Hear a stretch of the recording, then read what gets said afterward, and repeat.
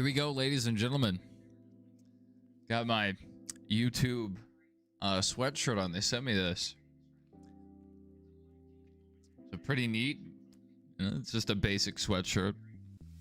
But gotta go ahead and throw it on for our Xfinity Series Championship. Hopefully it's a good race.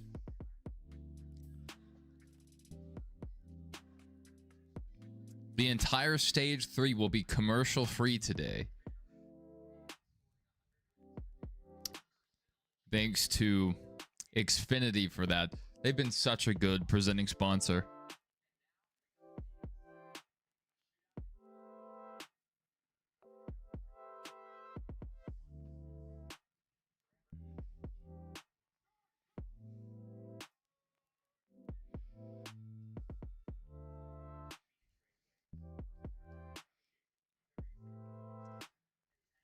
Let's go ahead and take a look at our starting order. So, our Championship 4, I mean, it's going to be a Chevy that wins. So you have Connor Zilisch, you know, might be the favorite. He didn't run well at Phoenix in the spring. So it'll really be interesting to see how much Connor Zilisch has improved throughout the year. He's starting 4th. 5th, we have Justin Allgaier. 6th, Jesse Love. 7th, Eric Almirola. D. Thompson starting 9th. That's a pretty good start for that team. Ryan Sieg in 10th. Carson Quaffle, another one of our playoff drivers, one of the guys that's still eligible to win, starting in 14th. Kind of the underdog today. Corey Day, 15th. Sammy Smith, one of the few Chevy frontrunners that didn't make the Final Four.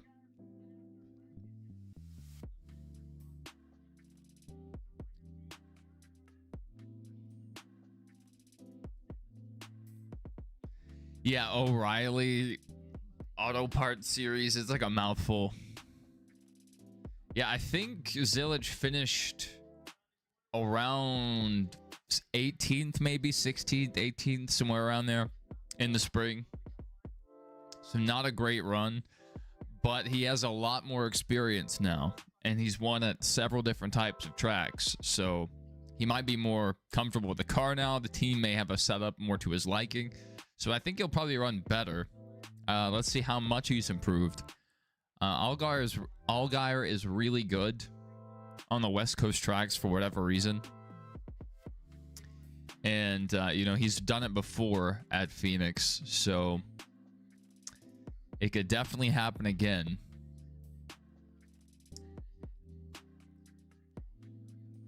I think if this is similar to the Truck Series, you know, if they survive the restarts, which is always iffy here, it'll eventually single file out, and we should get a good chunk of laps in.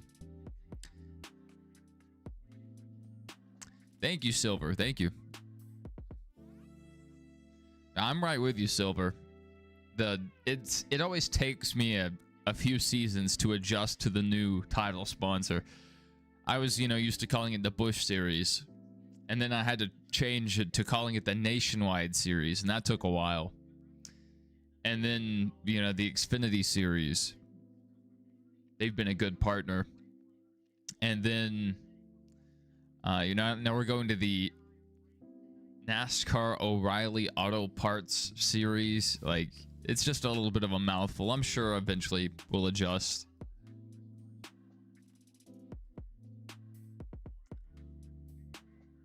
$21-0. That's a pretty big win, but two teams that do not have great records.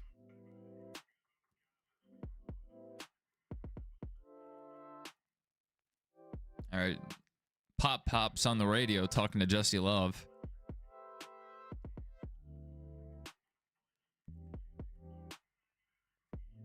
$16th? I thought so. I thought it was either 16th or 18th. I couldn't remember which one it was. Very similar numbers. The Cup Series does not have a title sponsor currently. they have presenting sponsors.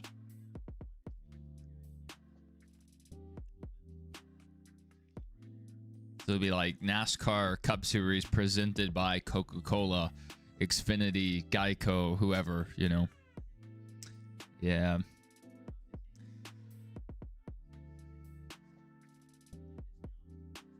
If there was a company that put forward enough money, NASCAR would still have a title sponsor, but NASCAR wasn't receiving the money they felt like the title rights deserved, and so they got rid of that system altogether and split up the rights between different companies.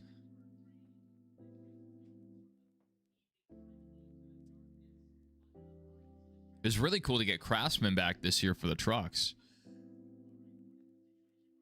All right, we have them lined up. So we're about to get ready to go.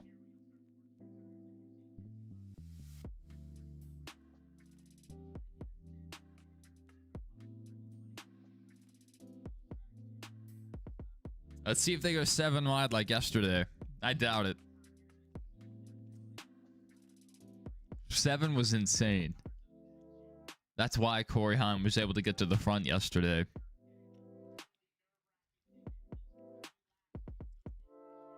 Imagine turn 1.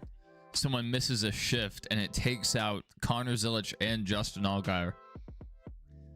I'm going to put that out there into the universe. All right. Coming around turn 3. Into turn 4, we're going green at Phoenix. I don't have my soundboard up, so I can't do the boogity. Yeah, 7 wide was crazy, Stacy. Camping World, that's right. I thought they were a pretty good sponsor. There was that one race where Camping World sponsored like 20 trucks or something. It was wild. Like half the field was Camping World. Allgaier will win. Love second. Zilich third. Quaffle fourth. We'll see. Not a bad pick. I think the long run will probably suit Allgaier, but Allgaier's been a little bit off this year in terms of long run speed. A lot of times he'll have the short run speed, which is not his usual thing. Jerry, good to see you, man. You've had a long day if you've been up all day. Just watching Ghost Adventures. That's a good seasonal show to watch. My wife and I, we watched Cabin in the Woods 2 days ago. And then yesterday we watched Beetlejuice because she doesn't like actually scary movies. And so I have to be very selective about which one I go with.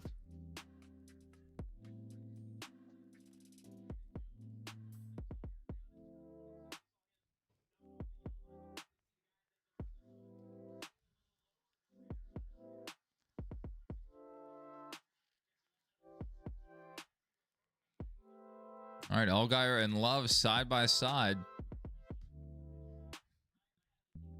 Allgaier claiming the position for now.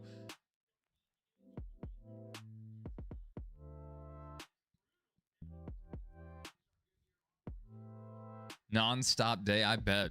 Saturday is a huge shopping day, at least around here.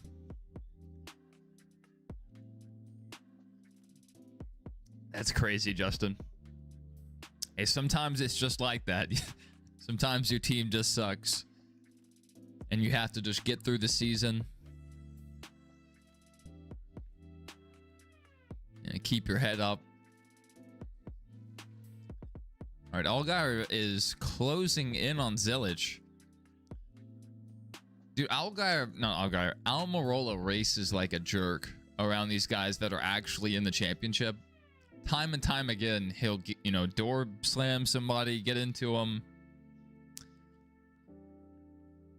He's just a little bit reckless for a guy that's a part-timer.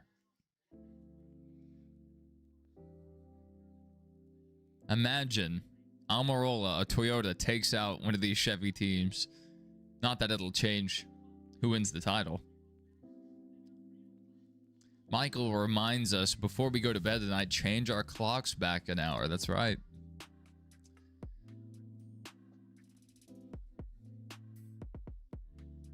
the worst time of the year, in my opinion. I hate the time change in the fall. I like my daylight at the end of the day. I don't care if it's dark till 8 a.m.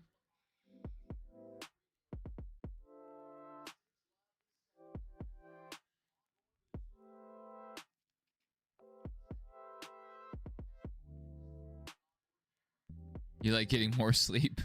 I am guilty of that this time of year for sure. Not that I sleep more, but I'm tired more often. I get tired very early in the winter. At least, you know, a month or two in.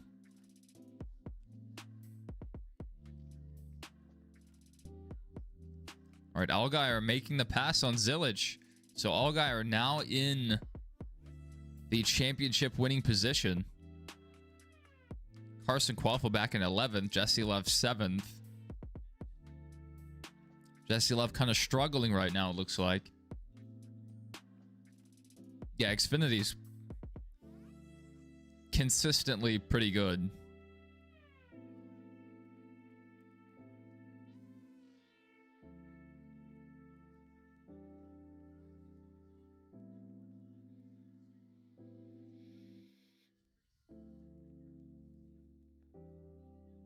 Yeah, it gets started by 5. Yeah. Yeah, I hate that. Especially if I'm working late. And back in the day, years ago, I used to work 12, sometimes 16s. Sometimes even more than that. And you would go in and you would be there by, let's say, 4:30. Your shift doesn't start till 5. But anyway, you get there before sunlight. And then you don't get to leave until after 5 because you're not relieved until 5. Then you might have a little banter with your coworker there for a bit. But once you leave, yeah, it's after 5 and it's already dark out. And so you literally never see the sunlight. And it's horrible. Absolutely horrible.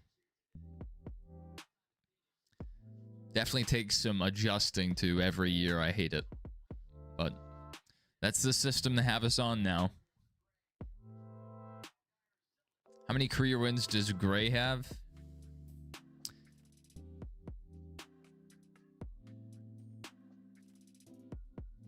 Let's find out.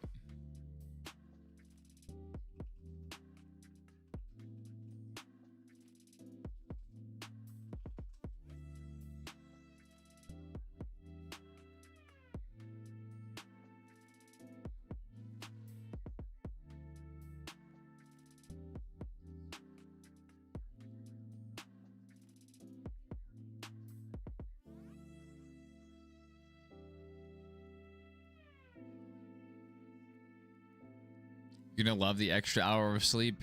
I never take advantage of it, sadly. There are also times I work nights, and I would be working during this fallback portion, so you would end up working an extra hour. That sucked.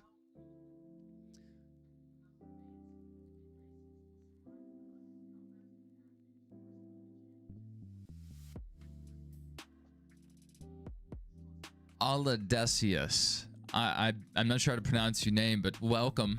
Welcome to the channel. Good to see you, man. We're 15 laps into this first stage. I can't find a comedian answer. I saw he had 1 win in trucks. That's what Google was telling me.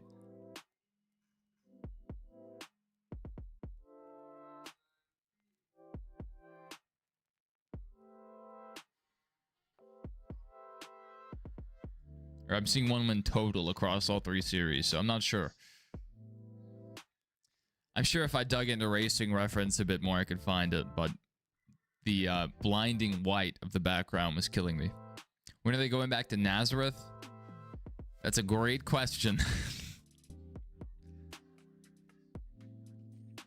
Never say never. After Wilkesboro, never say never. For every track except for Auto Club, that one you can pretty much say it's never coming back the way it used to be.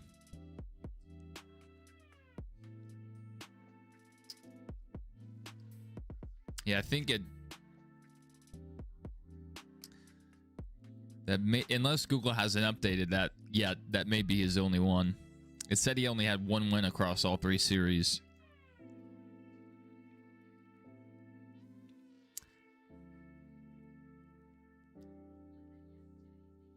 Which is pretty crazy because you think in the 54 you would have a lot more wins.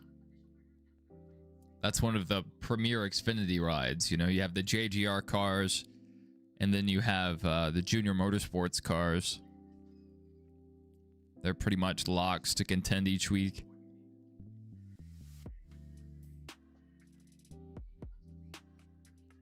Sheldon Creed in second. That's pretty impressive.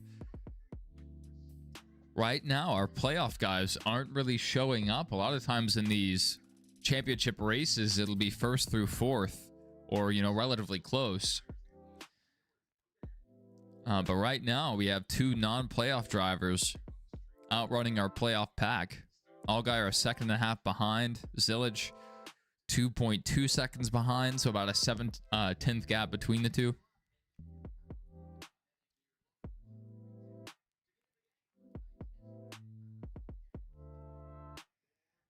Yes, Ryan Sieg. Well, I guess they had to find a Ford driver, so I guess that works out for them.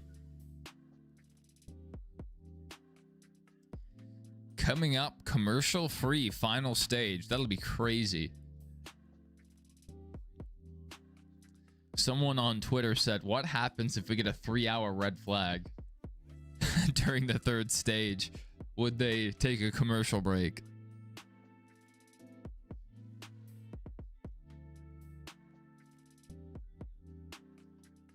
Thank you, Stacy. Yeah, Racing Reference is a great source of information. We were looking at Corey Haim's season-long stats in the Truck Series yesterday, and his stats are incredibly impressive. Just an outstanding year. He had like an average start of 4.2 or something, and an average finish of 5.4. Something around there. Only missed 4 laps throughout the whole season. 3 at Atlanta and 1 at Rockingham, where he finished 8th. So it wasn't a bad, you know, race for him. No DNFs. I mean, what a year for Corey Haim. You can't find out how to listen to this without the stream. Simon, I got you, buddy. So you have a few different options. You can go to the NASCAR website and listen to the radio call from there. If you download the NASCAR app, you just go to your phone, type in NASCAR on the App Store. They have an app, and you can go to it. I'll open it up real quick. And then at the very bottom, it'll have this button that says live. And you can actually listen to the radio broadcast from your phone if you want to listen to it that way. And then if you want to watch the race and you don't have an antenna or a cable package that has the CW, you can go to their website or their app and you can watch the battle cam. There's no commentary, but you are still able to see the race. So yeah, you have a few options. They don't have an option for PRN or MRN this time.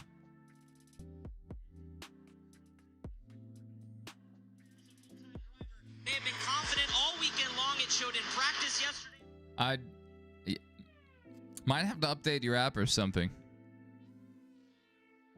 I have the MRN option available. Let me see if the MRN website has it. If you can't find it through that.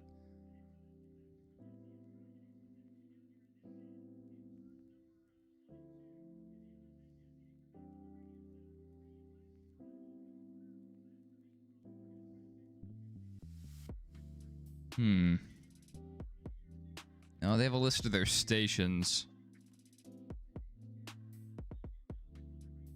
Let me go to the NASCAR website.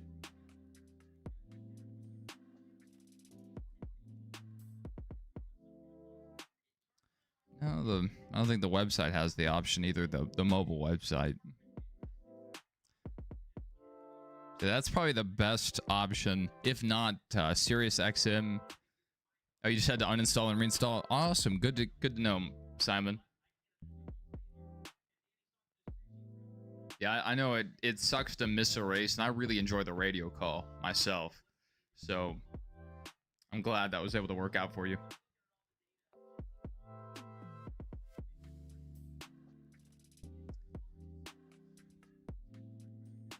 Yeah. I wasn't sure about that.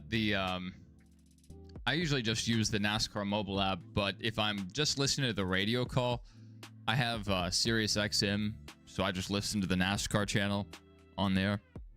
Works out just fine.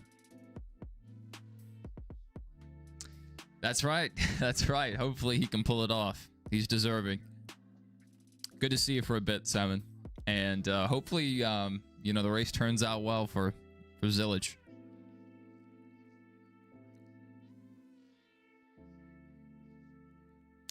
I already know some of your opinions on this. We've talked about it a little bit. But Sam Mayer getting suspended for what he did last week, I don't know. I don't know if I like that call.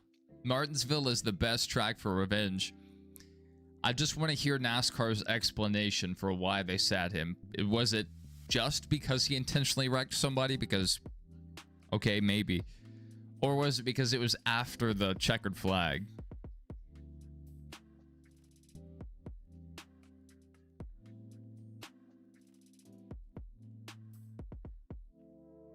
Because it was right after. It's not like they rode around for a bit. I don't know, especially it being the last race of the season. That's crazy. But, I mean, if NASCAR would explain their decision making on that, I would be fine with it. I'm sure they have an explanation they're comfortable with.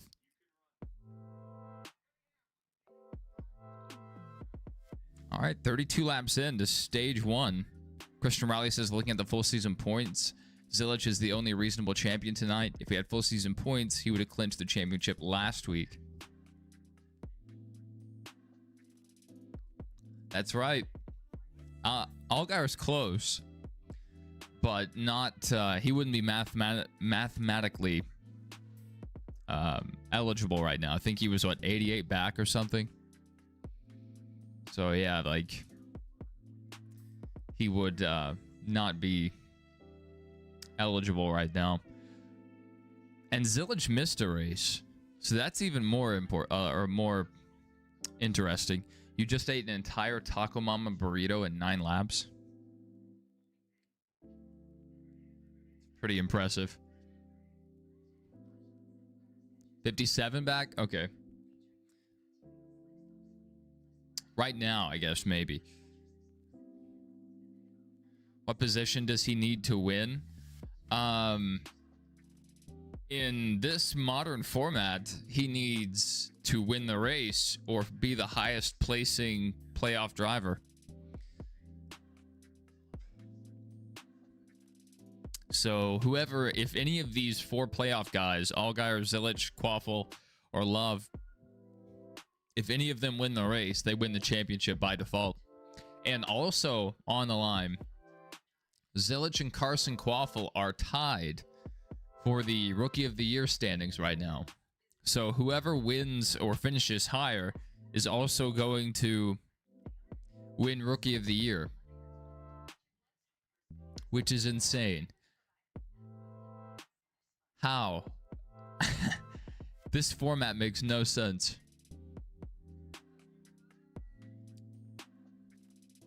You have a guy with a history-making season, and he's tied for Rookie of the Year with a guy who barely squeaked through to the round of 4. Insane work there, NASCAR.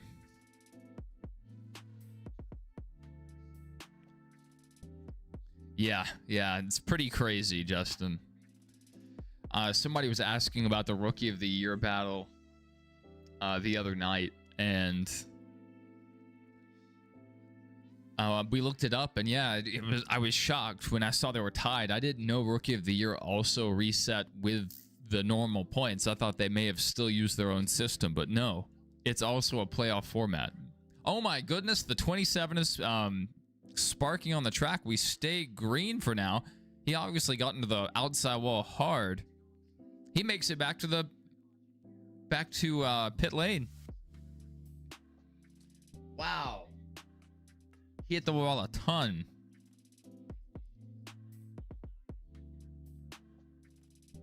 Jeb Burton. Way off the pace. Simon said he found a good way to watch. Use the CW Battle Cam and NASCAR app audio. I've recommended that before. I've recommended that to people. That's that would be how I would do it. Luckily, my cable package doesn't have the CW, so I have to use an antenna. And so luckily I'm in an area that has a CW affiliate. But over the summer, they said they were going to put the races on the website and the app, and they never did. But thankfully, they still have the battle cam. At least it's a way to watch the race, even if it's no commentary.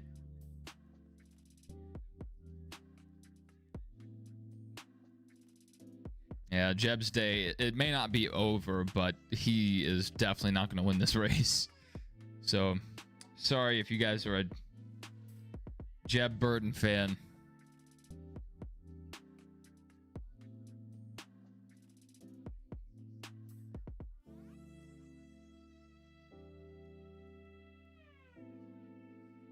Five to go in stage one. Allgaier still leading. Pretty comfortable gap over Zillage. Almost a second and a half.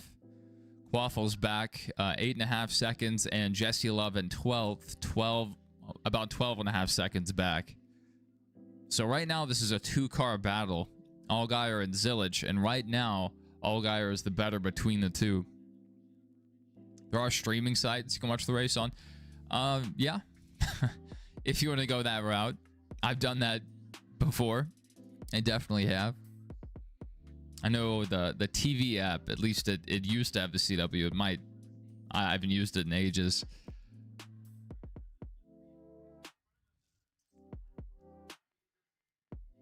Some people like Stream East or some of those other sites, but I know some of them have been getting shut down, so you have to find other sites and, you know, bounce around. But I prefer using my antenna anyway, because it's not delayed. If I was watching on my DirecTV package, I might be 30 seconds behind you guys. Jeb Burton possibly brake rotor failure. That sounds likely.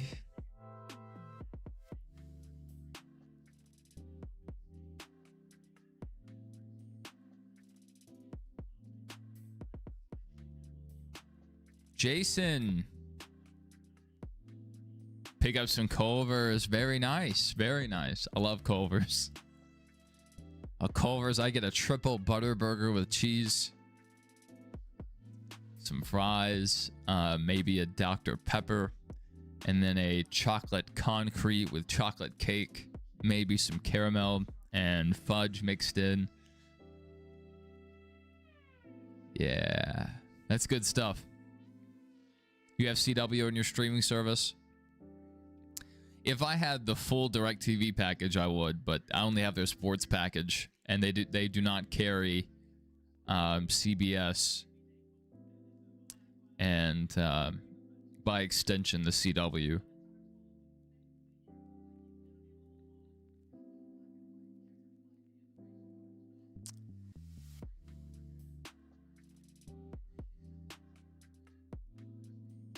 All right, stage one is complete.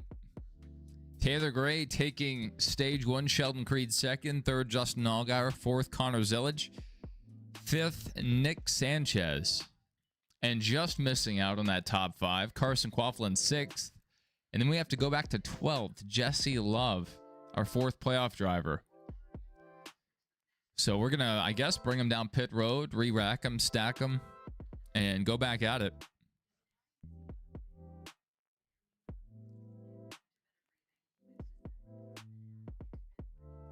Man, I love Culver's. Yeah, jalapeno cheese curds. That's a good option. It's a good option. I like some cheese curds.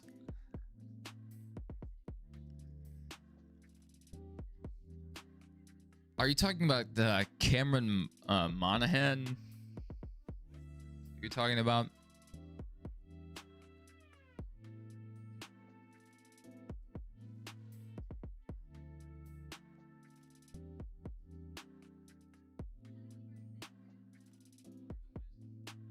Are you talking about that guy?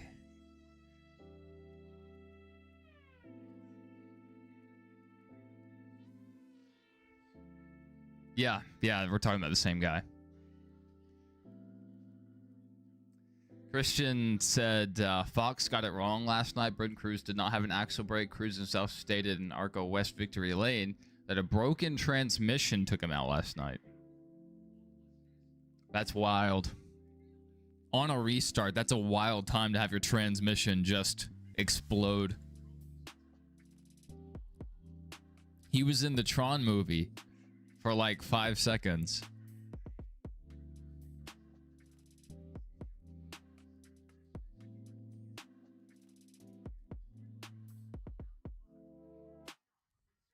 They're slowly introducing us to him as an actor on the big screen so they can put him in a Star Wars movie. For sure, Jason. Good to see you, man. Drive safe and enjoy the Culvers.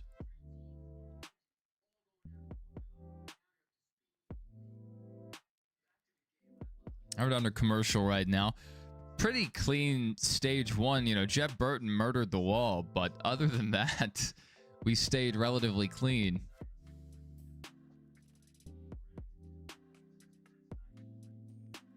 No cautions.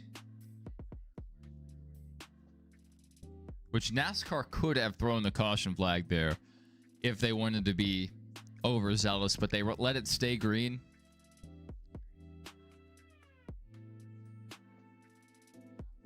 So I like to see that. I hate when they throw the caution flag too early, but sometimes you have to be safe about it. I see CM Punk is trending. Why is Punk trending?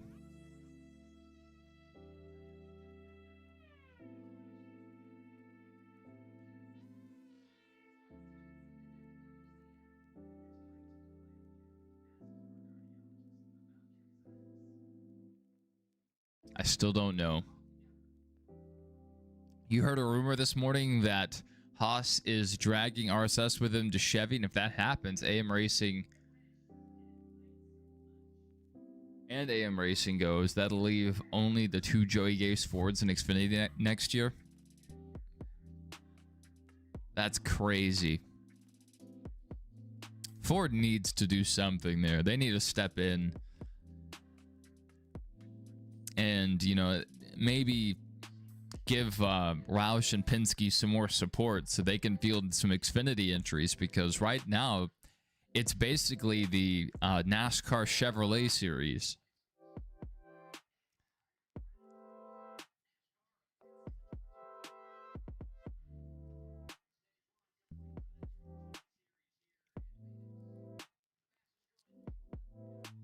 That's crazy that everything's not dead in Phoenix. Apparently they've had a ton of rain this year compared to normal. And so some of the hills actually have some greenery, which is really crazy.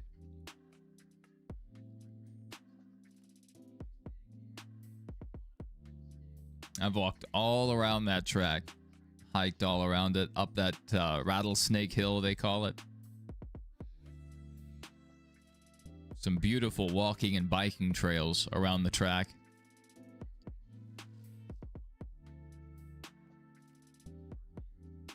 '54 almost missed his box.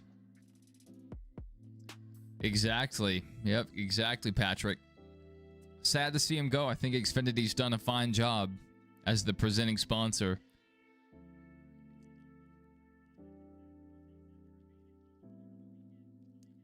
If that happens, Ford's going to push Penske and front row to Xfinity. I hope you're right, Christian. The Fords need some help in Xfinity. It's kind of ridiculous.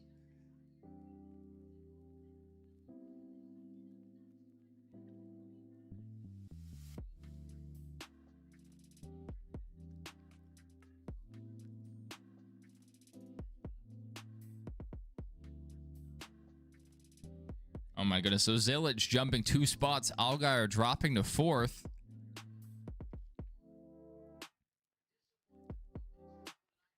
So Zilic coming out second. This might, let's say you get some clean air.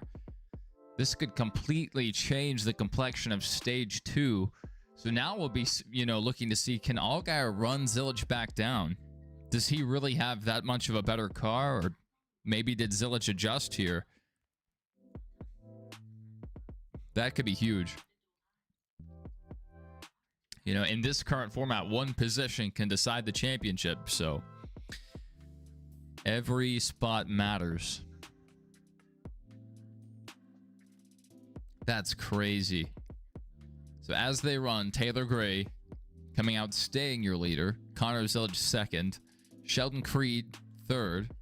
Fourth, Allgaier. Almirola fifth. Sixth, Carson Quaffle. And Jesse Love still scored 12th. We'll see if that updates, but that's where he came in.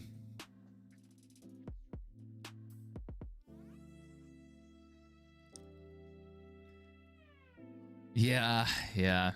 I have my gripes with him calling it the O'Reilly Auto Parts Series. That's a mouthful. But we'll get used to it after a few years.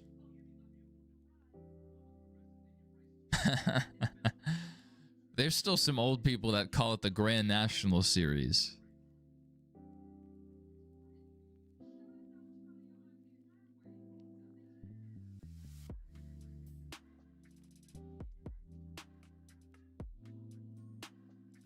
Which, if they ever did away with a title sponsor for that second series, just calling it the Grand National would be cool.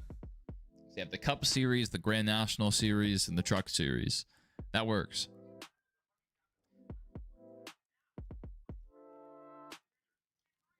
And then you call ARCA the Trust Fund Series.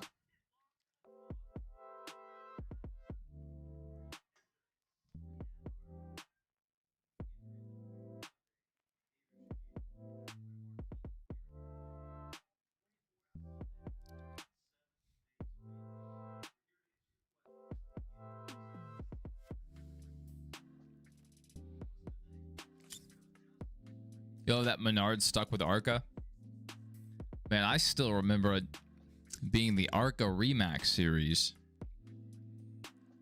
That was pretty crazy, having a real estate company sponsoring a whole division of racing.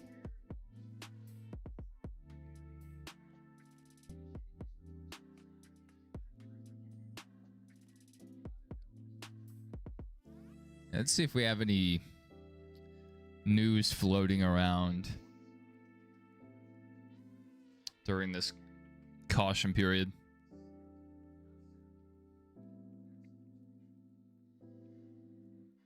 Denny Hamlin on the pole. I didn't see that.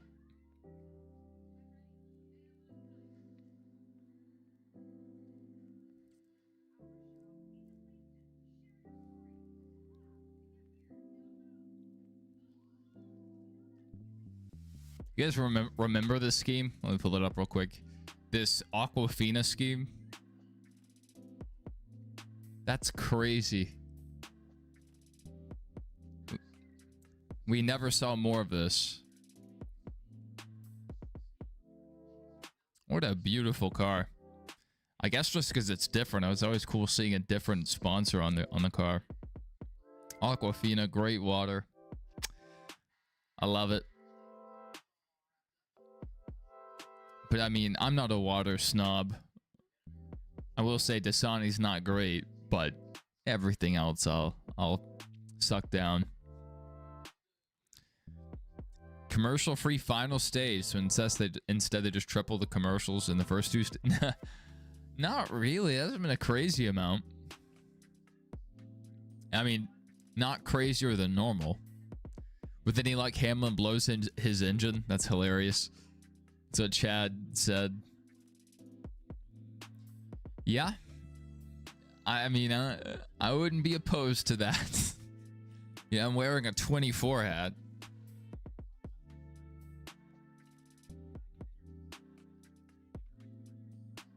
I always have a Larson hat. So, if that happens, I could just go put the Larson hat on tomorrow. But I'll be wearing this one tomorrow for the Cup race. the Cup playoff guys are like trucks last night. 3 of the cars are so close in qualifying, and 1 is way off. That's crazy.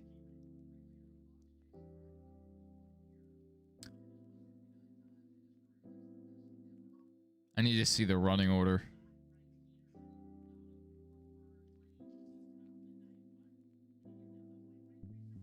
Oh, yeah. Hamlin, Byron, Larson.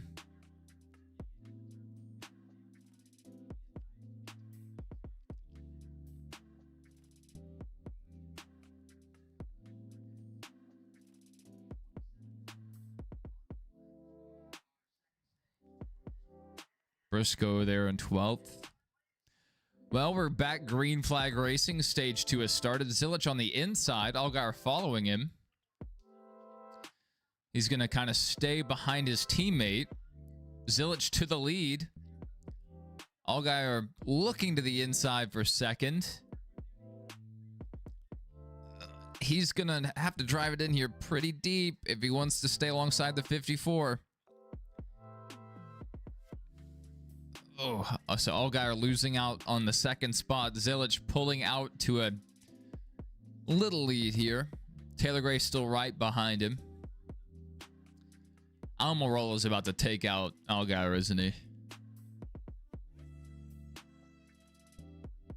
Your money's on Chase for the championship, Patrick. That's not a bad pick. I've said it for a few weeks now. Phoenix is one of his better tracks. And I think he's, getting more used to this JGR equipment. He started off slow, but they have finished the season really strong. So I would not be surprised to see that. Be interesting to see. We have 2 teammates battling, and we have 2 sets of 2 teammates. So we have two HMS guys and 2 Gibbs guys. So how well will they work together? And will either team take themselves out of the equation? By contact or, just working with a different guy. I'm not sure how that'll play out. That'll be something to keep an eye on.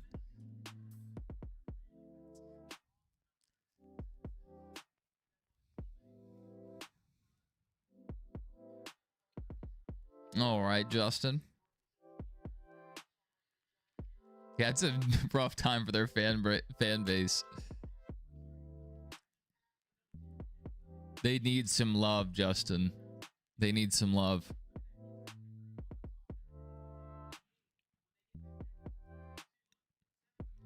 All right, Allgaier got past Taylor Gray, and now he's looking to the outside of Zilich.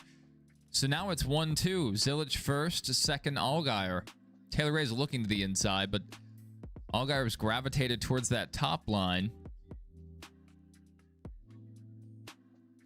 Let's see if Allgaier can get a run off here and clear. He does. Allgaier clear for second place. But now he is now it's down to about 1 car length into the corner. Let's see if he can get the drive off.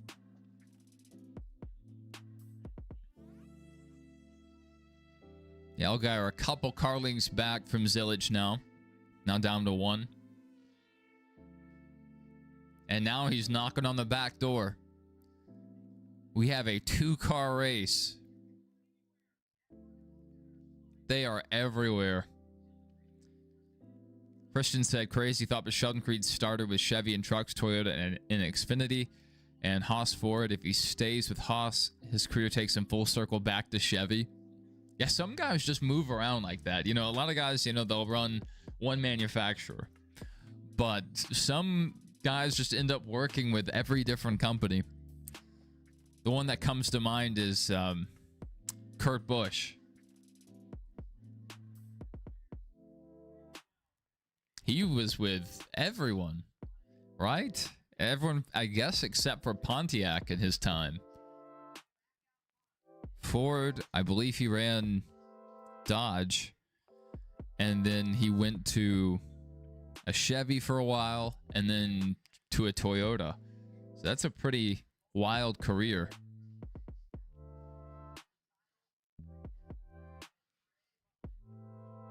a Chevy, I guess maybe back to a Ford and then to a Toyota. But yeah, he was all over the place.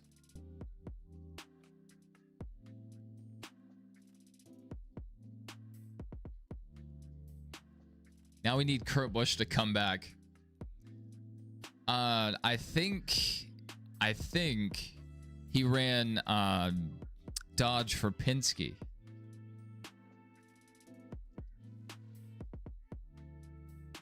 That was before Keselowski was in the car. Keselowski drove a Dodge for Penske, and then they switched over to Ford.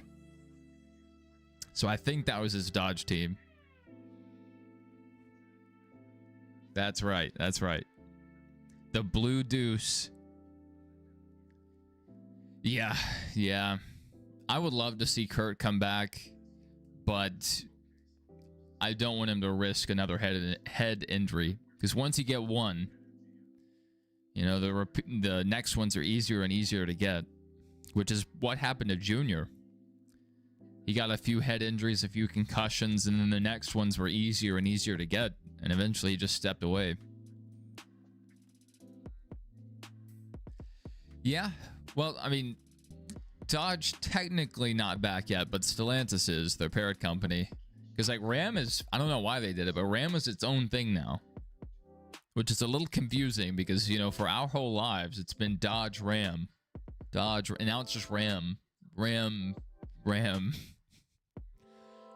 But they are still kind of connected. So, you know, there's rumors that we might see Dodge come back by 2027. So I would love to see Dodge back. You know, well, come into the sport. I'll take them. We'll take Honda. Just bring everybody in. Bring Pontiac back. We need some Pontiacs. Oldsmobile. But, I mean, I guess there's no reason for that. GM got rid of them for a reason. Kind of worried about Sawalich when he comes back next year. Yeah. Yeah. Especially to receive a concussion serious enough to sideline you multiple weeks early in your career. That's not a great sign. But, you know, maybe with the proper treatment and actually sitting out, letting his brain recover, maybe he'll be able to get back to full strength and not suffer any ill effects down the road. Doodlebug, good to see you, man. What's replacing the Monte Carlo?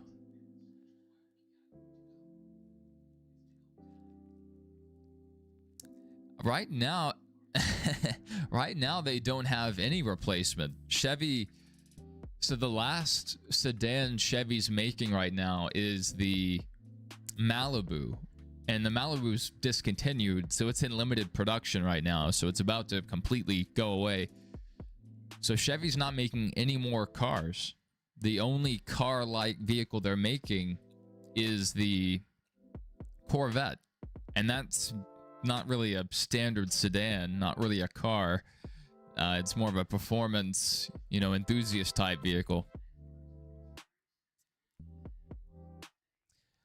Maybe that, yeah, I mean, they could do the Cadillac, but the rumor is GM is wanting to focus on the new shiny toy right now. They want to make a good impression in F1, so they're shifting money away from NASCAR to Cadillac. But it would make sense for brand synergy to also run Cadillac in NASCAR, but NASCAR is more of a blue-collar sport, always has been. And part of that is being able to actually afford the cars that are on track. And the average person's not going to go out and buy a Cadillac. So that may be what stops them from doing that. But some people are saying, I've heard several rumors, that it might be a Blazer. We might have a Blazer in the Cup Series, which is stupid, because it would basically look like a Mongoloid Camaro. But they and the body won't change at all. Like, they'll just be changing the front end and the rear end. Like, the rest of it stays the same, so it's not going to look like a Blazer. That's one rumor. The other rumor is that they may make a Frankenstein car. It'll just be the Chevrolet. just the Chevy, and it'll go out there, and that'll give them some leeway to actually make the car performance focused. They don't have to care about if it looks like the street version. That's one rumor. And then the other rumor is that it's just going to be a slightly modified Camaro without the Camaro nameplate.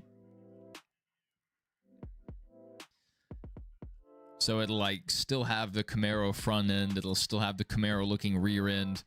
But from what that rumor indicated is maybe they'll just flatten out the front end so they can push a bit better.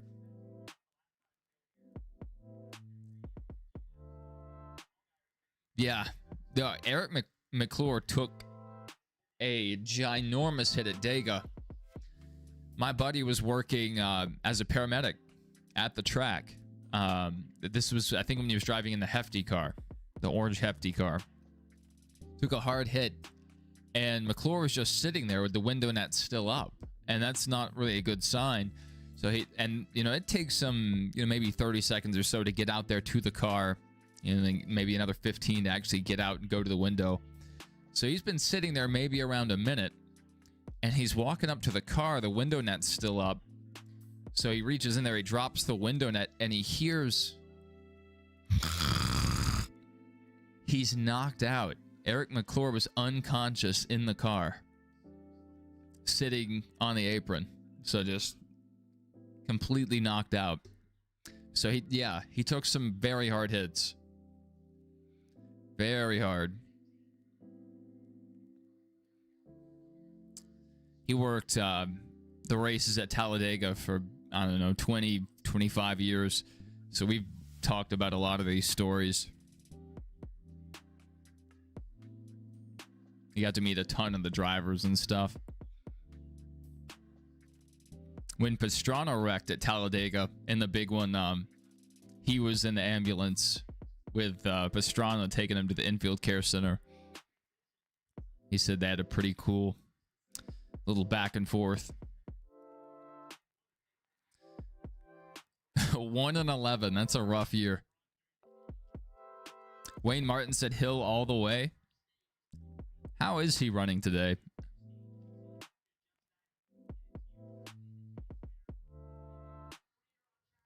Running 12th right now. So right now, looking at our playoffs, Allgaier leading the race. Clearly the best car right now. Connor Zilic 2.5 seconds. 2.5 seconds back. And then we have Jesse Levin 7th. Maybe they helped the car a little bit on the last stop, but not enough. Now they're, 6.5 seconds back. And then Carson Quaffle in 9th, almost 8 seconds back. Let's look at our playoff guys. Almirola could be the spoiler in all of this. Just watch for him. He has the experience. He's, been running pretty well in the Xfinity series, and he comes on late. So I'm a bit worried about Almirola because I think he would wreck a playoff driver to win. You've seen two concepts of the Chevys, the Cadillac, the Corvette. The Caddy, the nose is so pointed, there's no way they'd be able to push, and the Vets look like oversized cars towards late models. This wouldn't really be as big of an issue if the bodies were still uniform. Nowadays, they have more leeway to actually adjust the, the front and the back. If they were still just uniform bodies and stickers, it doesn't matter. You just pretend. You just slap a Taurus nameplate on there. You slap a Impala nameplate on there, and suddenly it's an Impala, or it's a Taurus, or it's a Monte Carlo, or a Lumina. I saw an old Lumina driving around the other day. I think it was maybe around a 98 model.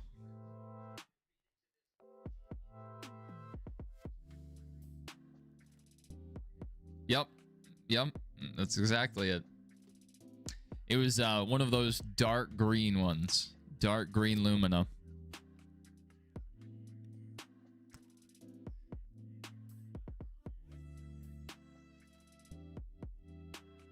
That's right, Michael. That's right.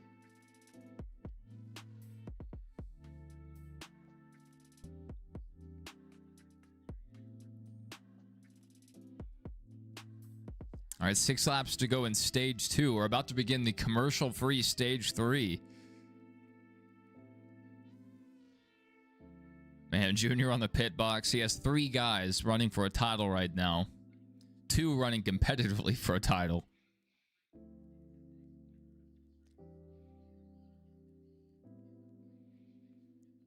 You know, the truck race was kind of running pretty normal. You know, there wasn't anything insane happening.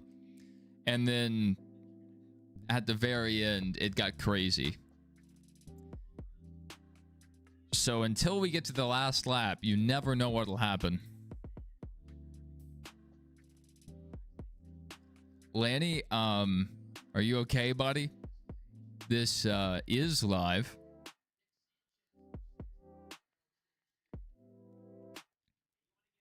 What, do you expect me to play the broadcast just right here? We do replays when there's actual stuff happening. But I'm not going to show the live broadcast and get this channel taken down. So is that what you would prefer, Lanny?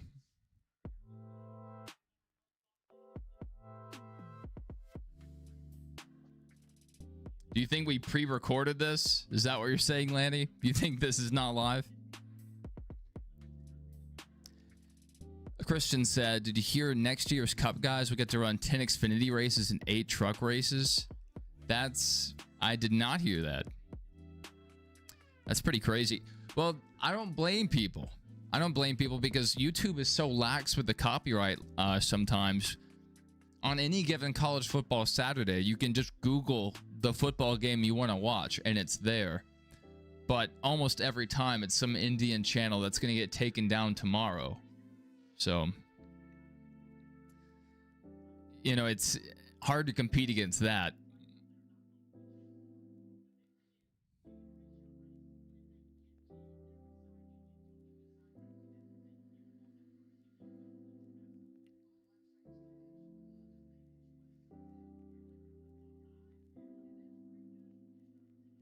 I need to go meet with YouTube. I need to tell them, you guys need to partner with NASCAR and let us do actual watch-alongs. One guy was streaming 3 college football games at once today. Yeah, I see a ton of those accounts. His channel doesn't exist anymore. That's what happens, but they just make a new one with a very similar name, and boom, they're back at it the next week. I see some accounts that just stream Fox News all day, every day, and it's like, are they making money from this? Like, what's the deal? Like, why? All right, Allgaier are sweeping the stages so far. Or not sweeping the stage, I lied. He's taking stage 2. I think he finished 3rd in stage 1. I lied there for a second.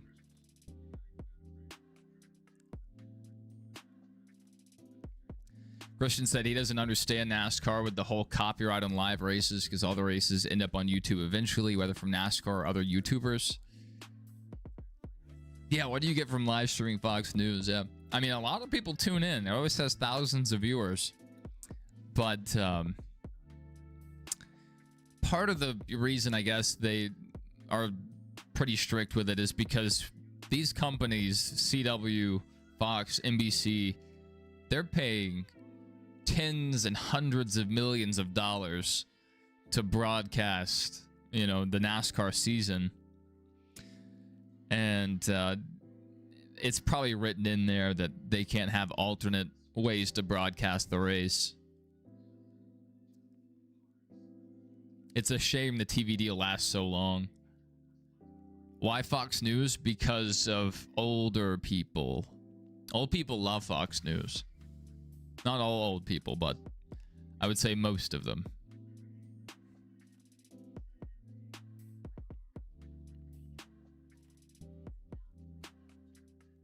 And it's not that, like, they're locked in watching it the whole time. It may just be background noise while they're, you know, working or doing laundry, whatever.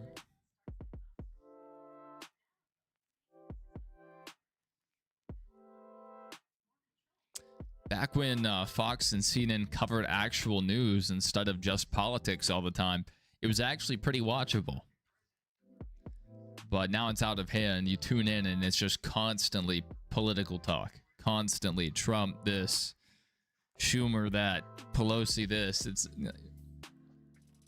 Is there not any other news out there? Is all that goes on in the world happening in Washington, D.C.?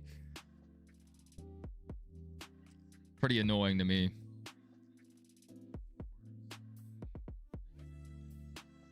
Yeah, I mean, some people like it. Some people watch it to feel validated, and some people watch it to hate watch. Like, if your person's not in office, you tune into Fox News to hate on the Democrat president, and if you're a Democrat, you watch CNN or Headline News or whatever, MSNBC, and you hate watch to feel validated about your dislike of Donald Trump or whoever. You know, they're not getting viewers because they have feel-good, happy content. They're getting viewers because they make people feel passionate, and they're hooking people that way. It's disgusting. Patrick says he wants to camp on Rattlesnake Hill. Yeah, I don't know if they still do, but I remember they used to let people, you know, actually sit up there on picnic blankets and stuff. But if you ever find yourself out there, Patrick, outside of race weekend, you can still hike up to the top of Rattlesnake Hill. Just right next to the track. All you got to do is find the walking trail and boom, make your way up to the top.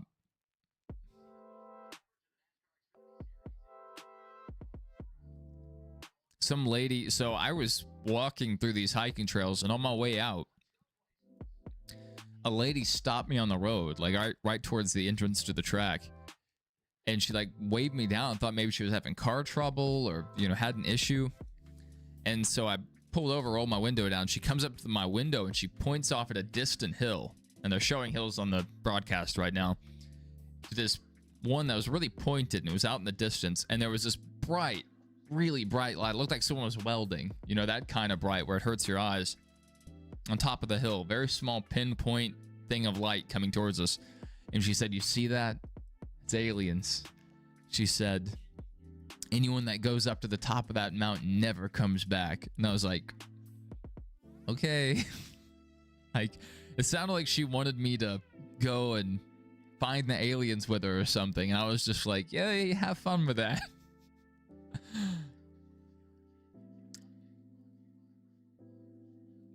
Did I watch the Transformers movie 1986? I've seen it multiple times. At home, I've actually seen it in the theaters. They did a special viewing a few years ago for maybe it might have been the 40th anniversary. So that may have been a long time ago. Maybe it was for the 50th. No. 45th? I don't know what it was. I know I saw it in theaters. And the crazy thing was, it wasn't even the original format. It wasn't 16 by, all right, it wasn't 16 by 9. I think the original Transformers movie was cropped. But anyway, yeah, definitely seen that. I've seen all the Transformers movies.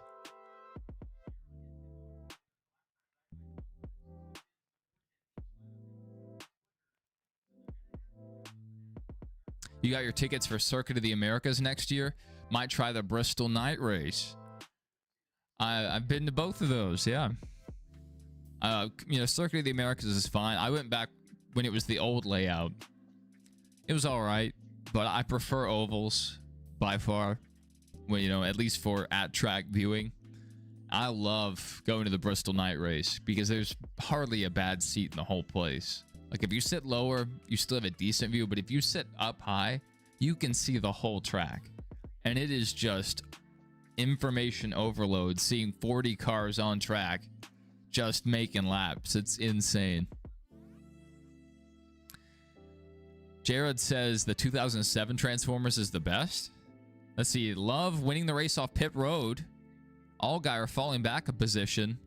Zillage losing 5 positions. And Carson Quaff losing 1. So the restarting 1st, 2nd, 7th, and 10th. Jesse Love to the lead.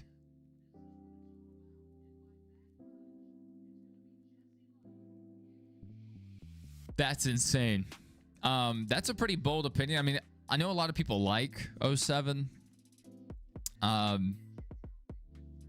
Too much human for my taste. I prefer. I think the best live action was Bumblebee. And the Cybertron scenes were fantastic. It looked straight out of the video game. Yes, Love is to the lead. Unless someone stayed out. He got off pit road first. Absolutely wild. Need our leaderboard update. There we go. Jesse Love first, Justin Allgaier second, Connor Zilic 7th, and Carson Quaffle 10th.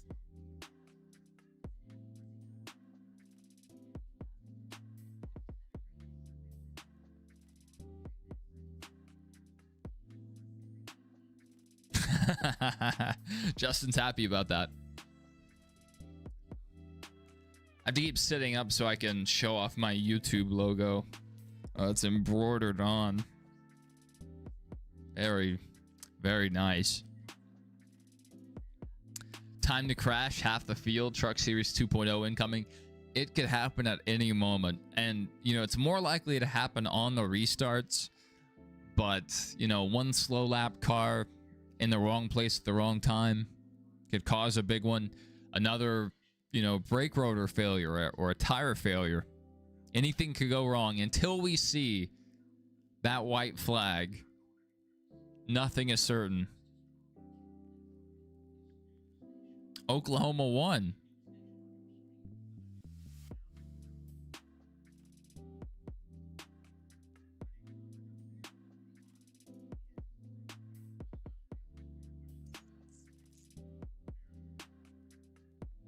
Yeah, look at some football scores real quick. See who's winning here. NCAA football. Ole Miss leading on South Carolina 17-7. Purdue 7 points over 7 points below Michigan, so 7-14 at half as well. Heading into half, 5 minutes until half. Georgia Tech 17 over NC State 14. Into first quarter, Tennessee leads Oklahoma 10-7. And 6 minutes remaining in the second quarter. USC 6, Nebraska 7. So did they just score or do they have 2 field goals? Oh, they have 2 field goals. Okay. Florida almost upset Georgia. 24-20. Texas wins over Vanderbilt 31-34. And SMU shocking the world. Not really, but, you know, somewhat of an upset over 10th ranked Miami. SMU is not a bad program, but I don't think Miami is that good of a program. So I think the math works out.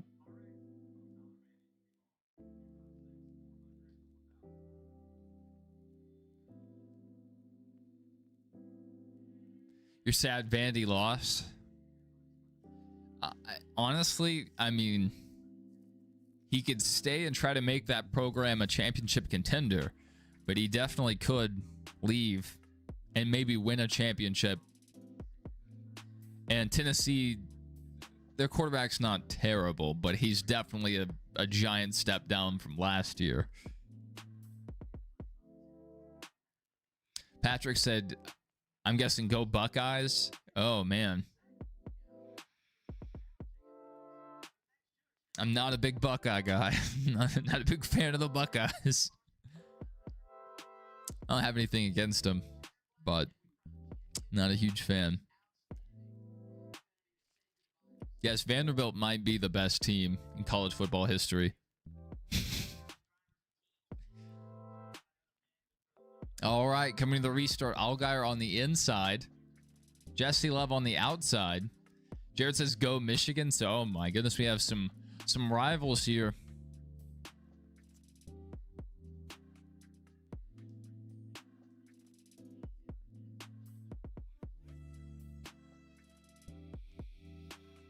There's nothing wrong with rooting for Michigan. I mean, it's a big program. A lot of people like Michigan. Mr. Goodcat says Indiana all day. I can get behind that. If the right position came up in the right place, I would not be opposed to moving to Indiana. Seems like a good place to raise a family. Yes, that's right, Michael. Commercial free stage 3. Justin says he doesn't care about Michigan, but screw OSU. No, you mean the Ohio State University. You have to remember the little T.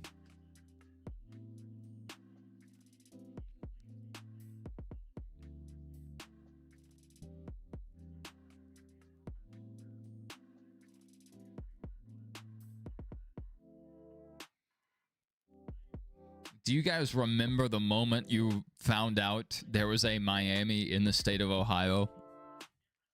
Because I found out through ESPN. And, you know, seeing the ticker at the bottom of the screen, it said Miami and then in parentheses, Ohio. I was like, what? Blew my mind. Patrick says his sister's boyfriend at the time was a Buckeye and then went on to play for the Dolphins. That's really cool. It's really cool. Man, imagine being an NFL player in Miami. Really, I mean, any sports player in Miami. I mean, it's got to be like, you know, insane down there. Great weather. Tons of, you know, party and club locations. All you know, everybody on their yachts. It's got to be wild. That's how I imagine it. All right, we're back green. Jesse Love on the outside, not able to hold the lead. Allgaier back out front. Now Jesse Love's having to defend. Almirola going to the high side. Going to try to make up some ground. Almirola is a dark horse for this race. I mean, it's not a unlikely pick. I'm sure a lot of people have Almirola picked for today, but he could be the spoiler. I think he could wreck somebody. Michael says his channel keeps on running with sim racing content. You do a great job, Michael. It takes a lot of skill and precision to be fast in an open wheel car, and you are both. Christian says he's so happy we're going back to Homestead finale next year. It should have never left Homestead in the first place. I agree. I wouldn't mind seeing it at Charlotte. I also wouldn't mind seeing it at Las Vegas, possibly. But Homestead's a great place for it. With how many grooves you can run. It's a warm location, so a November date doesn't, matter that much. If you did November in Charlotte, you might get a 30-degree race. If the worst case scenario.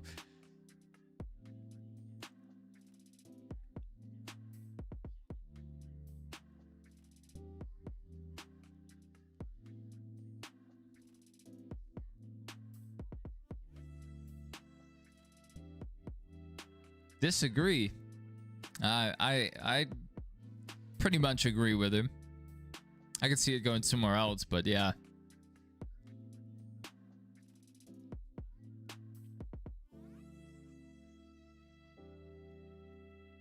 Zilich almost lost it there, running 5th. Golly.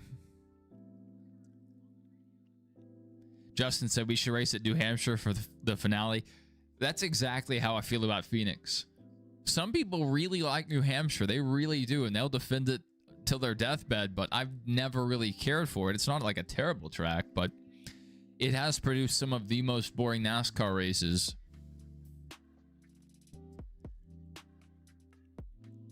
I forget what year it was. Maybe it was 2000. It was around then. where Jeff Burton led every lap because they were running restrictor plates at New Hampshire. Wild. Watkins Glen finale. That'd be hilarious. You just want it to be extremely cold for the finale. Man, you got to be careful freezing people. You know, the Martinsville races always run really late in the year. And on occasion, you know, it gets down to the 40s and very low 50s late at night for those races. You have guys freezing up there. At least at Homestead, we have some honest champions like Hemrick in 21. Yeah, that was not great. I saw a replay of it the other day and it made me mad all over again. Oh dear.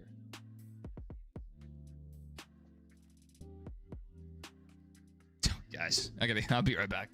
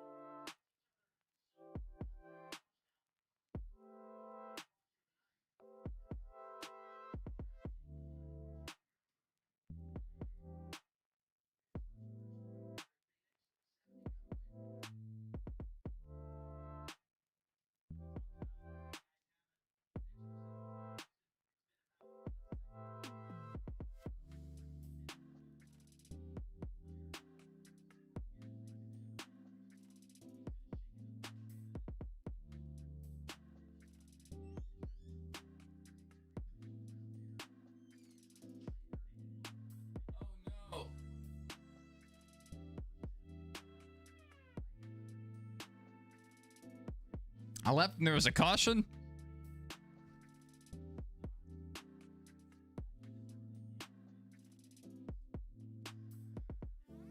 Woo!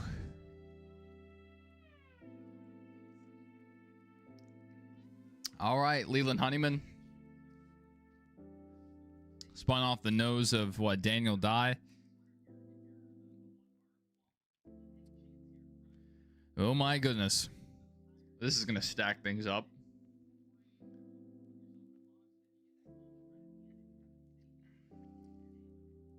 It ticks you off. Everyone hates on Penske, but no one ever hates on Hemrick. Like, we can't help it. Penske adapted to a format quicker than others could. I'm a bit of a Penske hater. I completely, I'm fine with what they do. They have success. They have speed late in the season.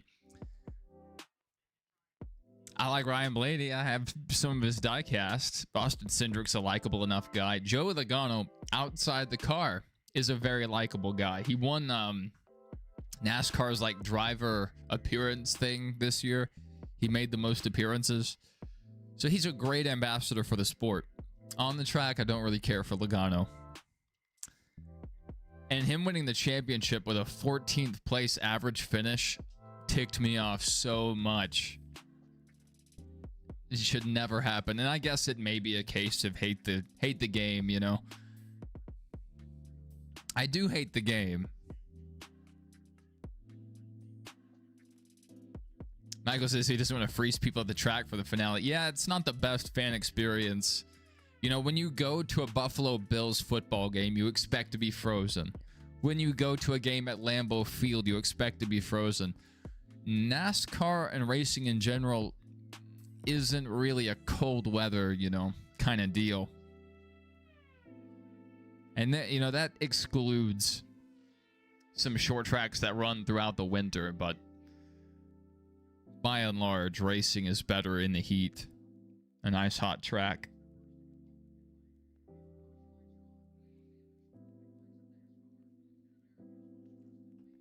Christian says Daniel Dye needs to hang it up. He's not a bad driver. He just has terrible luck. Ever since he started trucks, he's had terrible luck. Some guys are cursed. They're just snake bit until they get in the right situation with the right crew chief or maybe the right team. Takes them all to break through. Like Alex Bowman ran for what?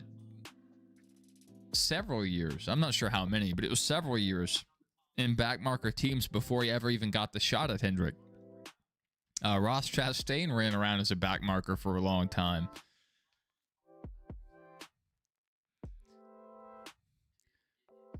So you need a track in McKinley.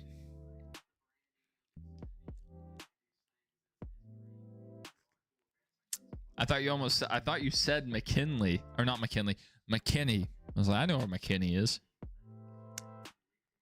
Nice little town, or at least it used to be. Nowadays, it's a suburb of Dallas.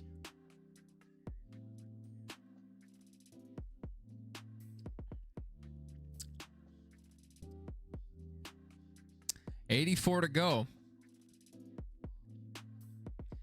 Yes, I know you know McKinney. I don't know actually if you know McKinney. I know a McKinney, but I think he might be different than your McKinney. Maybe. Could be the same guy. I don't know. Do we know the same McKinney? Do you have an Army McKinney? Because I think I had an Army McKinney. I don't think he made it. Homestead, I thought so. Homestead is one of those tracks you can hold that can hold the season finale. Yeah, it's a good one. Good go for the season finale because it's still, you know, pretty temperate, especially in South Florida.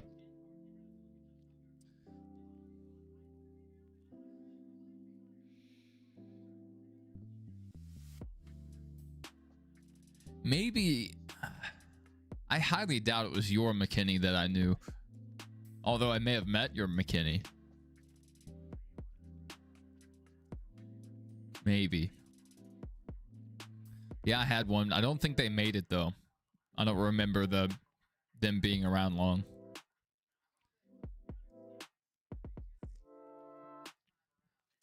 There's a logo saying commercial free. Yeah. Commercial free. They earned it. They earned it. I'm fine with this. They said commercial free, not advertisement free. I remember it was a huge deal when we had the first ever side-by-side. I think that was on TNT for the... Back then, what would have been maybe the Coke 400. It might have also been the Pepsi 400 at the time. I can't remember. I think maybe it was Coke at this time on TNT. I think that was our first side-by-side, and it was crazy.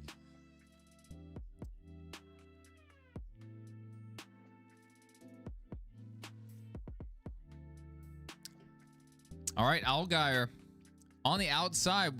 We almost went 4 wide. We are 4 wide back through the field. Allgaier not yet clear for the lead. Now he's clear. Jesse Love, he was pushing really hard there to stay up there with the leader. Connor Zilich in 5th. Carson Coughlin 9th. So we were running 1st, 2nd, 5th, and 9th for our playoff 4.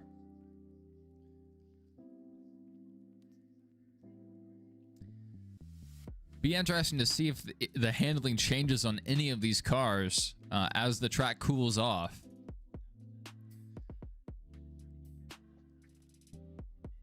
These laps are going to run down really fast. Yeah, I agree. They earned it. They did a good job. Pretty cool to go out this way too. Sometimes when your company's leaving, they're ending a sponsorship or ending an activation, the partnership just kind of breaks off, you know, or maybe they stop putting effort into it. Xfinity's going out on a high note, and they're not gone completely. They're still going to be sponsoring, you know, at the track, you know, being, I think, maybe still a presenting sponsor for the Cup Series. They're just not the title sponsor anymore. Mr. Goodcat says Connor seems to lose all grip on the restarts. That's not a bad observation. Because, yeah, he falls back a little bit, or maybe he holds his position at best, and then he starts to work his way forward. Interesting. I wonder, I mean, that may just be setup based. Maybe they're running a higher tire pressure to try to maybe do something in the long run. We'll see. We'll find out if this runs green to the end.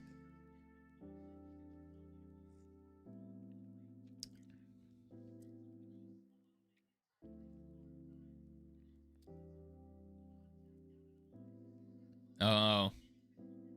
Maybe we did know the same McKinney.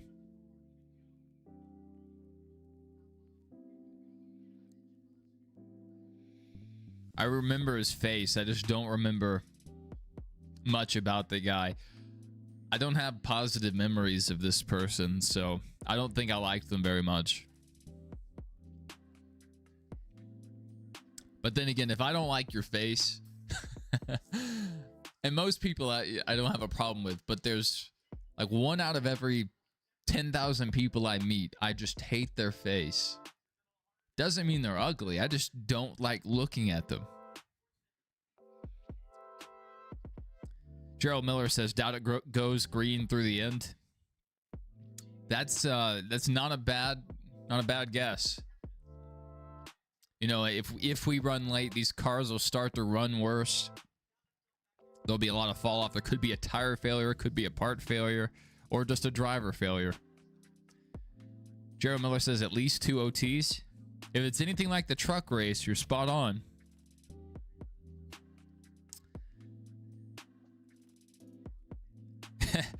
King says there's going to be a caution with 34 to go.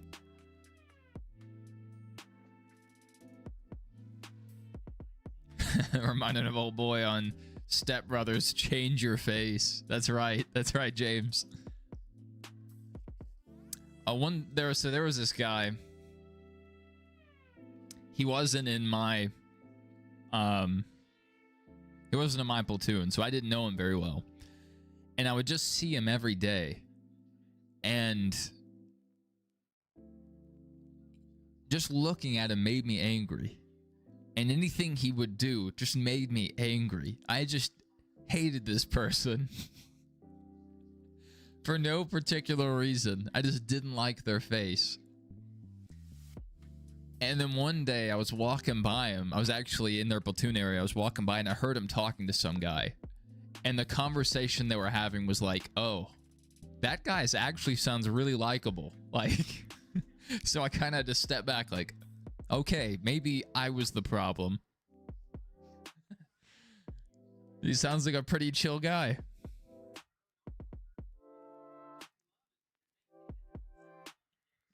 It just took me like several months to figure out I didn't actually hate him. I just didn't like the look of his face. You had a guy like that too?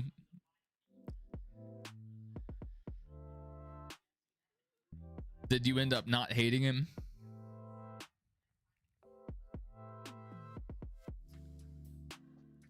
For me, it was just first platoon. They had just a ton of ugly people. It's like they all got hit in the face with the ugly stick. You actually hated the guy? Yeah, I got along with most people. Only one guy I tried to fight. And it wasn't much of a fight. I pinned him against the wall by his collar. Because he took my laundry out of the laundry machine, threw it on the floor to do his laundry. And that's when we were preparing our gear, like washing our gear for turn-in. And I wasn't going to miss my opportunity to go home. So I was very angry.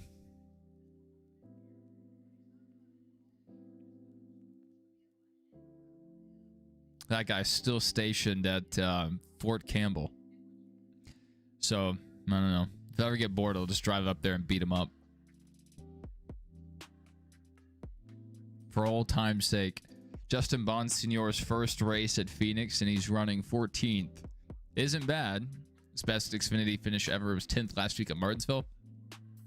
That's not bad. Especially a track like Phoenix. I feel like these flatter tracks tell you a lot about a driver because they're very finesse and precision based compared to some of the higher banked ovals.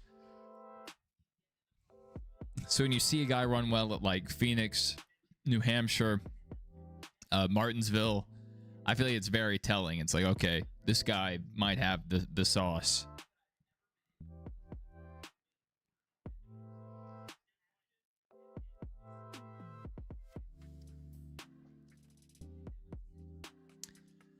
I don't know if they have enough time to turn it around this year, Justin. Might need to start looking forward to next season. Up 67 laps to go.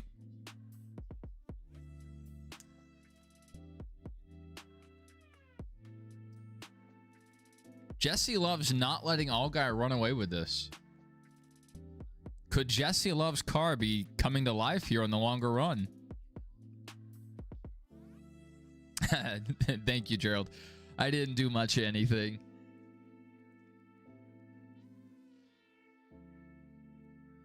I've served with some people that did actually do some, you know, cool stuff and very important things. I didn't do anything. But I was happy to do it, to meet him, make some good friends.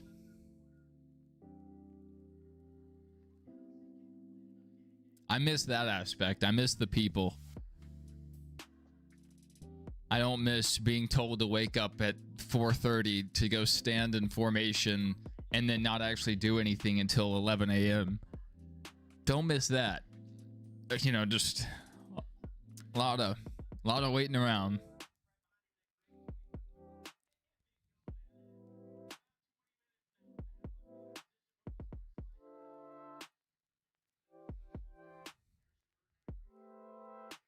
Allgaier holding the lead right now, but Love is catching up. He's closed the gap quite a bit. This has been Allgaier's thing all year, though. Traditionally, Allgaier's a long-run car. And right now, and for a lot of this season, he goes out and he snatches the lead on the restart, and then he falls off. And that's exactly what we're seeing right now. So, got to be a bit worried if you're Allgaier. Ryan Sieg going to win tonight. He's 7th right now. His brother's 11th. 28 of Lights is running 16th. All the Sieg cars doing well tonight.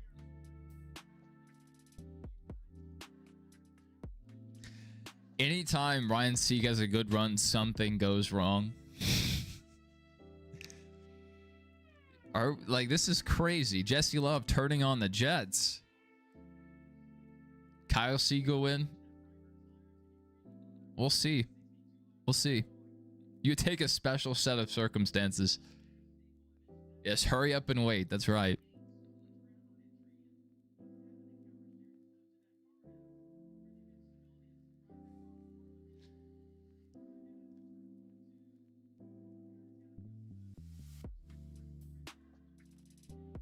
All right, Allgaier still holding the lead for now. Coming to 60 to go. If Zilich loses his championship, that's a reason to go back to a full season points format. That's a good point. Like, you know, thank goodness Heim won his, but Zilich might be the sacrificial lamb here. And it doesn't look like Zilich will lose the Rookie of the Year, but he's not in position to win as of right now. Zilich definitely needs to play some strategy here.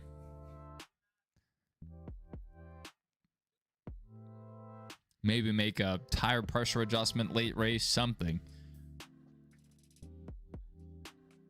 Christian said that would make Ryan look really bad if his brother won before he did. Yeah. Brothers in sports, you know, it's an interesting competition. They're family, but they're each other's biggest competitors at the same time.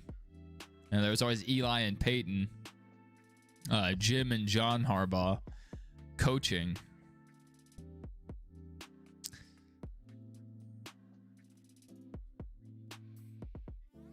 All right, Allgaier still holding the lead. Jesse Love not letting him go. Mr. Goodcat says, get rid of the stage win cautions. Yeah. Yeah. I can see that. If not, if they don't want to do every race, definitely get rid of them at, I would say, at the minimum, road courses gone. And they tried that once, and it was awesome, but they got rid of it. That kind of kills strategy. But even at short tracks, because you get a stage caution at Bristol, and then now you're going to miss the next 10 to 15 laps all under caution. And that's too many. That's ridiculous. Local short tracks have shorter caution periods than NASCAR. How is that possible? With all the equipment NASCAR has, with all the technology NASCAR has, how are local short tracks outdoing them? Blue Jays are up 3-0. I saw someone was doing a stream on YouTube earlier today walking around Toronto, and it was packed. People going to this Game 7. A lot of sports on right now. Baseball, get this Xfinity Series Championship, and college football. Just tons to choose from right now. I wouldn't be surprised if there were also hockey and some basketball going on right now too.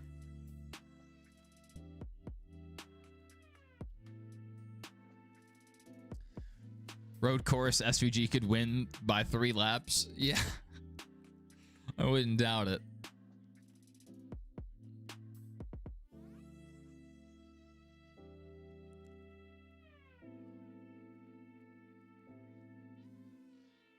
Christian said the season isn't over yet, and he already can't wait till Daytona. Me too. Me too. I'm sad. I will still be live here every week. We've been kicking some ideas around about what to do in the off season. We're going to be playing the NASCAR games, other games. Might do some different type of content.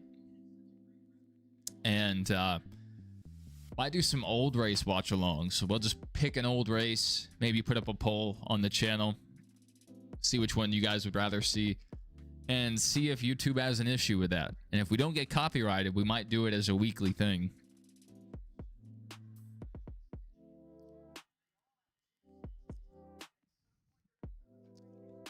Patrick says it's going to be fun to watch them on that military base next year. That's a really big track. I think it's going to be awesome with an aircraft carrier just sitting next to the track. That's going to be insane. It's all going to be a giant military recruitment campaign, but what a way to do it. NASCAR and the military together. That's a pretty masculine match.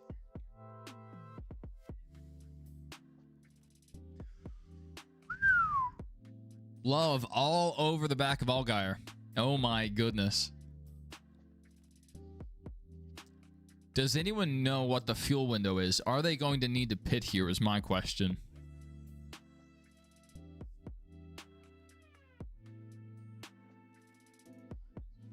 All right, they're talking about pit stops now.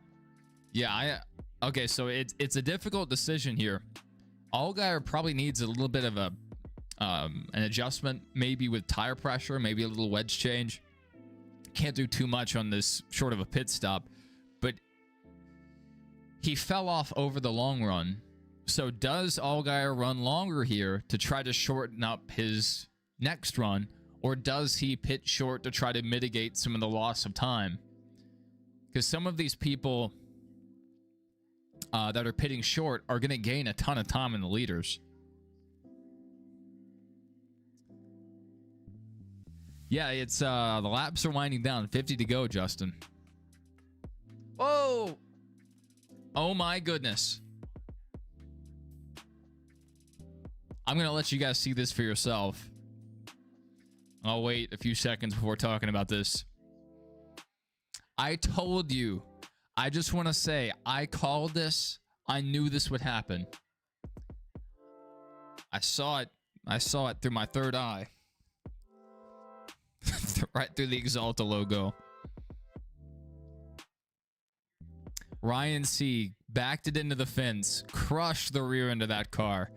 Right when we were about to begin green flag pit stops. Now we have a caution.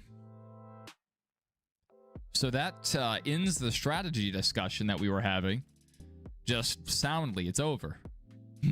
No more discussion of strategy. We're all going to come in under caution, make our changes, rack them and stack them. Oh my goodness.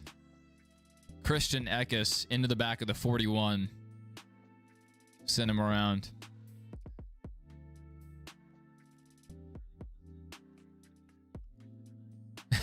Underfunded dream. Whew. The rear end of that car is crushed. Absolute. Yeah, that's Michael Turner with the understatement of the century. Ryan Sieg has rear damage. Yes, just a little bit. I think his day's over. I don't think they're going to make that thing competitive.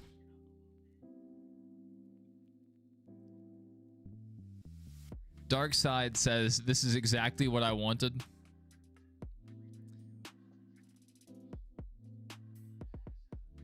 King said there was going to be a caution with 34 to go, so I think you maybe called a shot a bit too early. But maybe we'll get another caution here.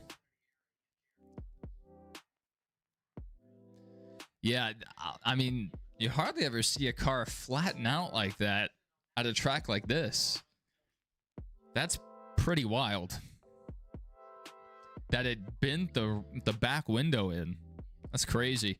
Fuel cell completely crushed in. Zillage not winning the race and the championship so we can see the playoffs abolished. Yeah, I was okay with Heim winning his last night. But Zillage not winning his today, he might be the sacrificial lamb we need to get rid of the playoffs. We need to lay off the playoffs. Yeah, went from a Mustang to a Focus. I don't know, it's so small now, it might be like a Fiesta.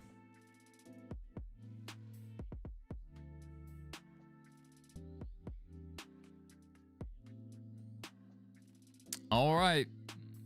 Jesse Love out. Let's see if he can get the lead here. Allgaier off. Okay.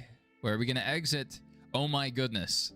Jesse Love taking the lead. Zillage to second place. Allgaier dropping 3 positions on pit road. Carson Quaffle nowhere to be found. Like he doesn't exist. I think he no-clipped into the back rooms. He's gone. Carson Quaffle, he's dead. He's gone. Ryan Sieg's Night's done along with Jeb Burton. I called it. I said anytime Ryan Sieg has a good run, something goes wrong. And it happened. Exactly how I said. Why does it say he's in P2? The scoring updates while they're on pit road, and so it takes it a few seconds after they leave pit road to update and spam the update button. It'll sort itself out. We just have to trust in the process. Full season points format is the only reasonable thing. This isn't working. The 3-3-4 format is stupid, and the 10-man chase would just bring back spin gate situations. I have a solution, Christian, and you may have been here to hear about it. My format, this is the best format you'll ever hear, by the way. It's the 35-1. We have a 35 race regular season, and then we have a 1 race winner takes all, and everyone's eligible. First or last, everybody gets in. And if you don't win in the finale, well, you're not the champion. You can win 35 races in my format. And if you don't win the finale, it's over. it's over. If you finish second to the guy who finished last every week, it's over. He's the champion. I think that is the purest format you will ever hear. The 35-1. We need a push for this. Let's get rid of the playoffs. Let's go to a 35-1.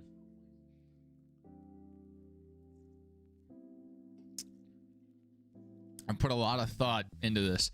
Oh, also, whoever finishes last in the finale race gets executed by electric chair. I forgot to mention that. So it adds some tension. Not only do you want to win the final race, you don't need to finish last.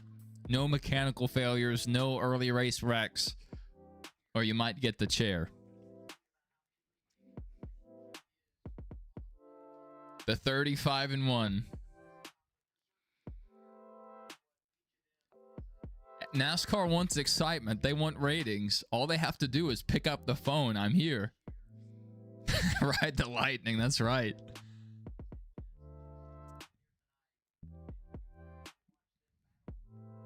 Yes, run until there's one car left. The ultimate endurance race. Yes, we do a 24-hour race, but we make the driver stay in the car. And whoever survives the longest wins. The 24 hours of Bristol. That's genius. Genius. Also, we're going to race all 3 series on the track at the same time. Trucks, Xfinity, and Cup. Some multi-class racing. Oh, they all have C4 attached to them. Does the last place car each lap get detonated? Oh, on a random lap, a car blow up. These are all ideas that I'm sure NASCAR would love to hear. If you'd like to email Stephen O'Donnell,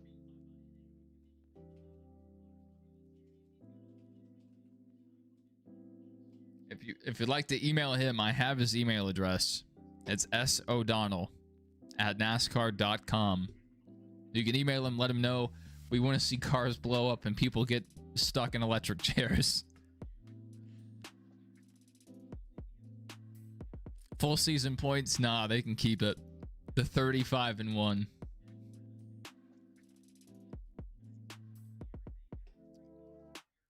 $500 miles at Martinsville would be insane. That would be a grueling race.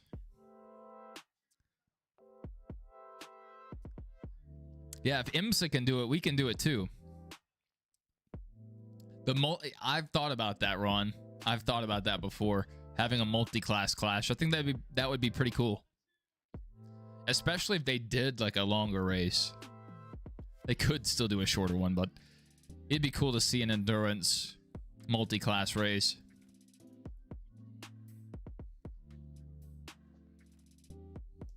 Zilich out to the lead. Allgaier on the inside. Sammy Smith is up here shaking it up. Almirola holding second place right now, kind of holding up the field. Connor Zilich, he might pull this off still. There's still a lot of race to go. So right now, Zilich in first, Allgaier third, Love fourth, Carson Quaffle back in 13th. So just to change the topic for a second, back to this multi-class. NASCAR, they had their plans leaked during this whole court case. If the teams had gone on strike this year, what they were going to do is sell all the charters and try to, field new cup teams. And if they couldn't field a 40-car field, they were going to add in Xfinity cars. And if they couldn't fill the field with Xfinity cars, they were going to add trucks and potentially even ARCA. And they were going to balance the power of the cars. So in an alternate timeline where the teams go on strike, we have a multi-class race going on right now. With next-gen cars, trucks, Xfinity, possibly ARCA out there. All dicing it up. And NASCAR being NASCAR, I don't really have the confidence that they would have gotten the balance of power right. So I feel like at certain tracks, like the Xfinity car would be a lot better than the Cup car, and vice versa. That would have been insane.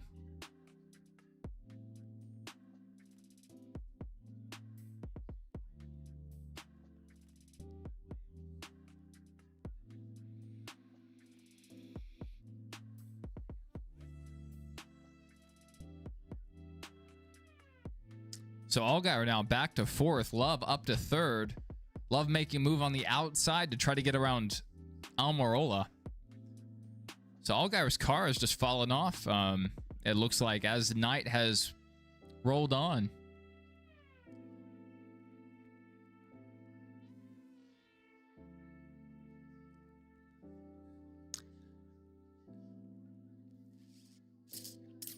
That would be wild.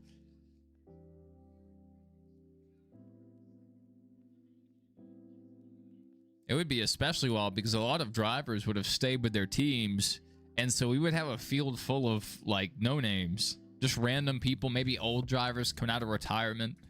It would have been a wild year.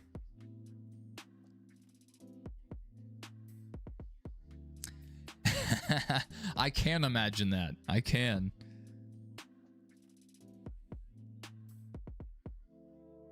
Rolling roadblock. Let Subaru in. Yeah, WRX.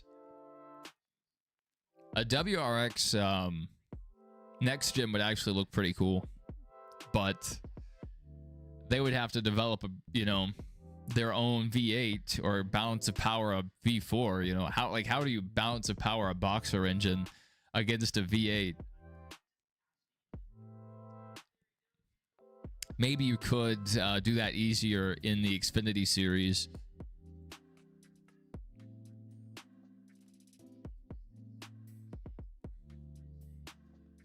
Do you allow a turbo? I imagine it would just run insanely hot. Christian says he wishes Honda would bring the Accord to NASCAR. Yeah. I like to see as many manufacturers as you can. Yeah, I just think there's too much power in a V8 unless you nerfed the V8 a ton and then let the Boxer run unrestricted. Really, the one thing the Boxer has to its advantage is running in cars that have a low weight, so it has a higher power to weight ratio than a heavier V8 car, and that wouldn't be a thing in a NASCAR stock car. So I'm not sure how you would do that without completely killing the V8. No caution with 34 to go. That's right. Disappointing. Zilich out to a half-second lead over Jesse Love. Jesse Love probably going to close in here, but we'll see. Allgaier is fading. It's like that Lightning McQueen, you know, in Cars 3. Man, Allgaier was lighting the track up for the first two stages and just fell off there. And obviously, you know, losing those positions on the pit stop, it didn't help them as far as the balance of the car. So I'm not sure what they were working on because it did not work.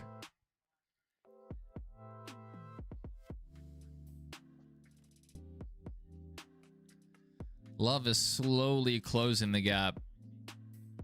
30 to go. It's a ton of time. Zilich is going to have to run the best 29 laps of his life here. It shouldn't be hard for V6 manufacturers. The next gen cars are already so low you can't pass to them anyway. So it'd make a difference. Like Busch, Dega, they can't pass. Yeah. I mean, like, especially if you had a less powerful, like, maximum potential power. If you run like a lower powered engine, but it's unrestricted, it could probably keep up no problem with the current day Cup engine package. Because they run that tapered spacer And it just completely neuters this engine. You remember seeing a tweet from NASCAR on how to improve it, and BMW said better with BMW. I've heard rumors about BMW and NASCAR for years now. It would be interesting. They actually have run inline sixes before. Not the Cup Series. And it sounds completely different. Sounds like a bunch of angry hornets out on track. Well, we're closing in on 26 laps to go. We are at 26 laps to go. So, it's about time. Jesse Love's there. About a car length back from Connor Zillage. Yes, Cadillac is doing F1 this next year.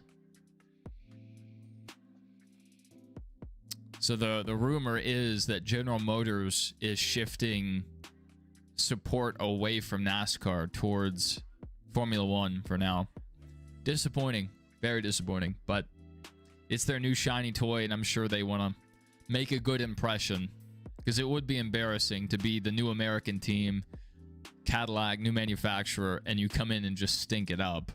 So I don't expect them to be running for a podium anytime soon, but as long as they can maybe at least get in the top 10, that'd be nice.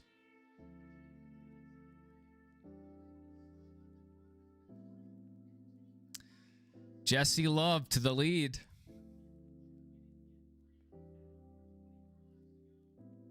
Could we see a caution shake this whole thing up?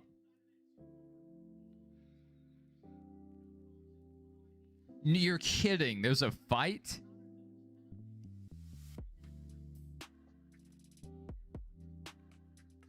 That's crazy. Darkside said, benches clearing brawl, Game 7 World Series. Mr. Goodcat says, IndyCar over F1. I agree. I think IndyCar puts on a great show. I didn't really like this season as much because of that hybrid engine. Seemed like the teams just didn't adapt to that very well. Outside of Alex Palou, he did a great job. But I'm hoping next year they figure that out better, and eventually they're going to adopt a new chassis. So whenever they switch to this new chassis, I think we're going to see IndyCar have one good shot at growing the sport. And they're going to be on Big Fox next year for every race. They're going to be on national television. So IndyCar has a huge potential to overtake, or maybe not overtake any of these other series, but to gain a lot of fans. Because F1's going to fall off next year, going to Apple TV. Not completely, but they're definitely going to take a step back from their ESPN ratings. New chassis in 28. I've seen them testing some different prototypes. A lot of wingless designs. It's wild. Seeing no rear wing.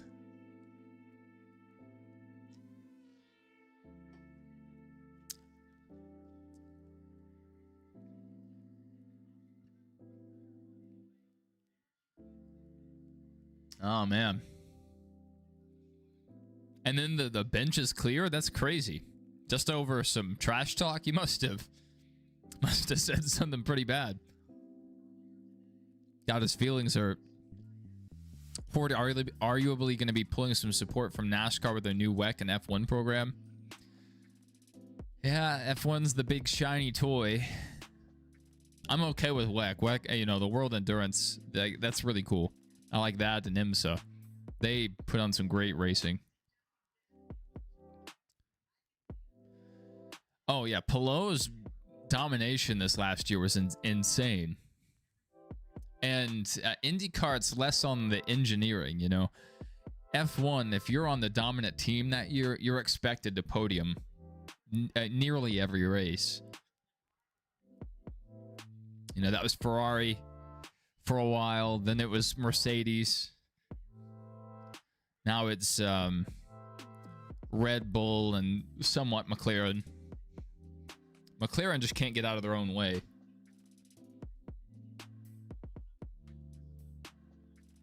That's right, Michael. That's right. It's the big fat check. I've heard a little bit about FIA and F1 taking tons of money from the Saudis, and there being some iffy stuff around that. So I don't know. I just think the sport here in America is about to take a giant step back going to Apple, because MLS was blowing up in popularity. Soccer was becoming more mainstream, and then it went to Apple and it fell off the face of the earth. No one talks about MLS.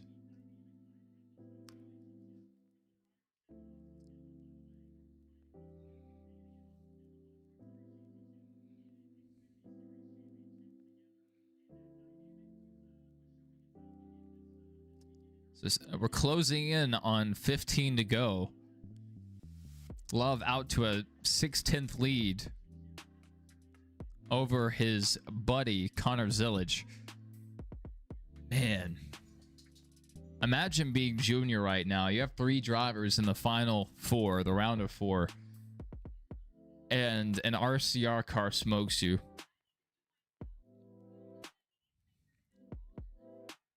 Time for a caution, otherwise it might be Love's night. That's what it looks like. Oh my goodness, I think Zilic just got in the wall. If he didn't, it was close. Christian said he only watches the 500, but this year he watched the 500 Palm Beach, Portland, Gateway, and Nashville. Yeah, it's fun. I really enjoy IndyCar. I think they put on a pretty good show most of the time. If you ignore Alex Palou, it was actually a really competitive year.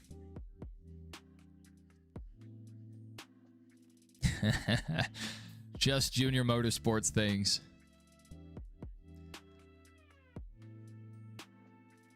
Algar's car just fell off after the track cooled down, I guess.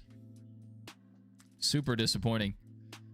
All right, King says there's going to be a caution with 8 to go. Until we see that white flag, there's a potential for a crash every lap.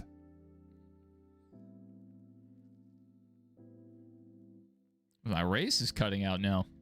Now it's back. Yeah, they ruined the greatest day in motorsports by moving Monaco. Jerks. It was such a great tradition. Wake up with Monaco, watch the Indy 500, and then tune into the Coke 600. It was a long day, but it was the greatest day in motorsports.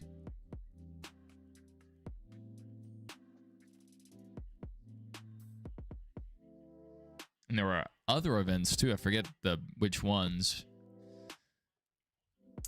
But I mean, it just so many series running at the same time on the same day. It was fantastic.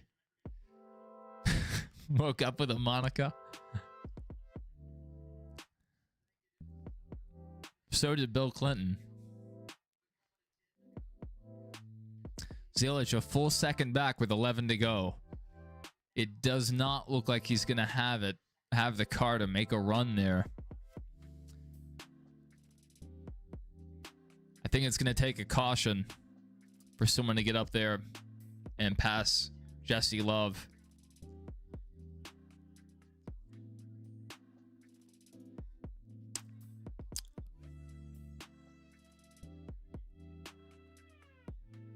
That's right. I say I got the notification for the benches clearing. That's crazy.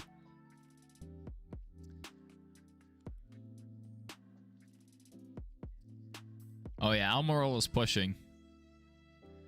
I wouldn't be surprised to see Almirola wreck Zilic.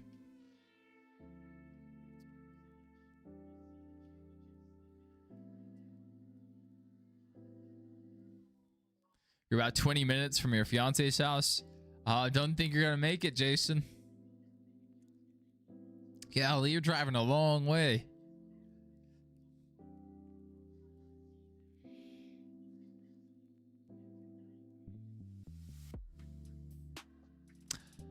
I'm not sure what the owner's battle looks like. They don't do a very good job.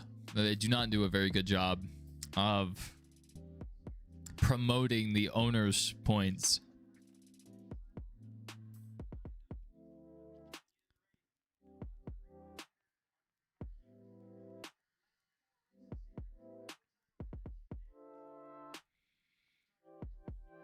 7 to go currently. Laps are winding down. They're talking about the chances of a late race caution. They said the last 4 have had a green white checkered. But these cars are strung out. I mean, the chances of a caution should, in theory, be lower right now. I think it might go green. She lives 2 hours away. Good job, Jason. You're doing a good thing. It's not going to happen, Dark Side. Wink, wink. It's not going to happen.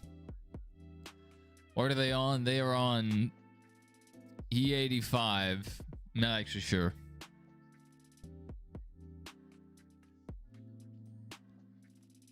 Coming around 5 laps to go in our Xfinity season.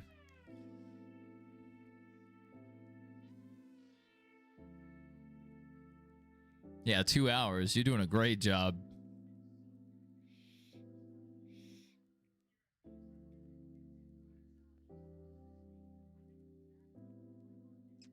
It's going green all the way. Watch Carson Quaffle just wreck to bring out a caution for his teammates. That'd be the ultimate sacrifice. Race manipulation never met her.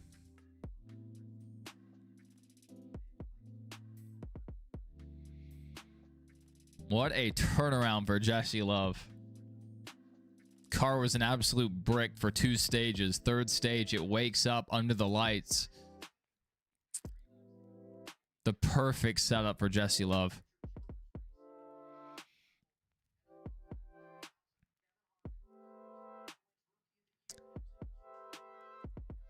'88, 19, 21, and 7 are all in owners championship fight. So it looks like right now Almirola would take the owners championship. How about that for that 19 team? The owners championship pays more, so that's where the money's at.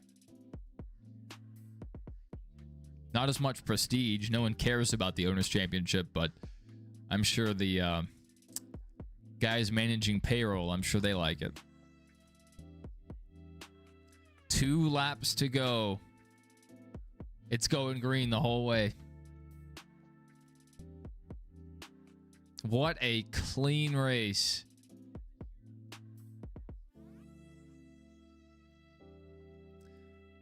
White flag is out. 1 lap to go. Sponsored by Credit One Bank.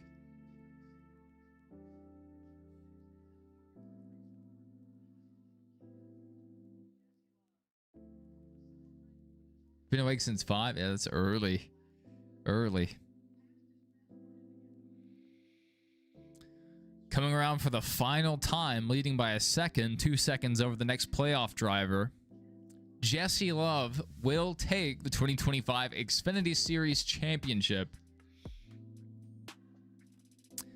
Connor Zilic, our sacrificial lamb.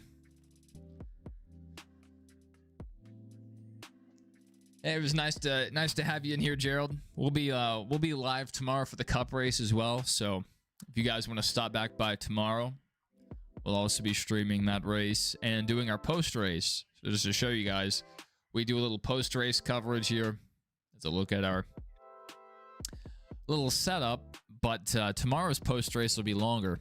We're not only going to do a race review, race recap, we're also going to be doing a season review.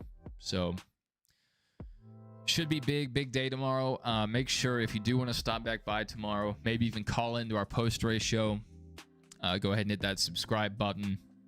And look for us back here tomorrow for the Cup race, and look for us after the Cup race if you want to be here for the post-race show. That'll happen live. Michael says it's time to go back to a full season points format. Yeah. Jesse Love, champion. How about that?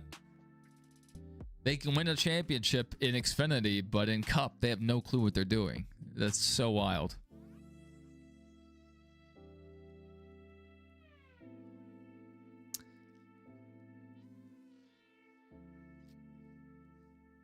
So Zilic did run better than he did in the spring, but not enough to take home the win he was definitely the deserving champion, but, you know, this is what the playoff format gives you.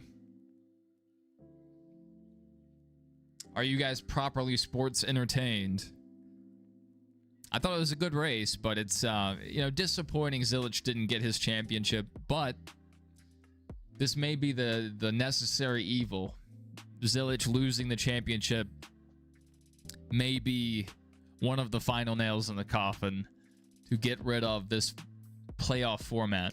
Hopefully they go back to full season points, but we'll find out probably in a few weeks what they decide.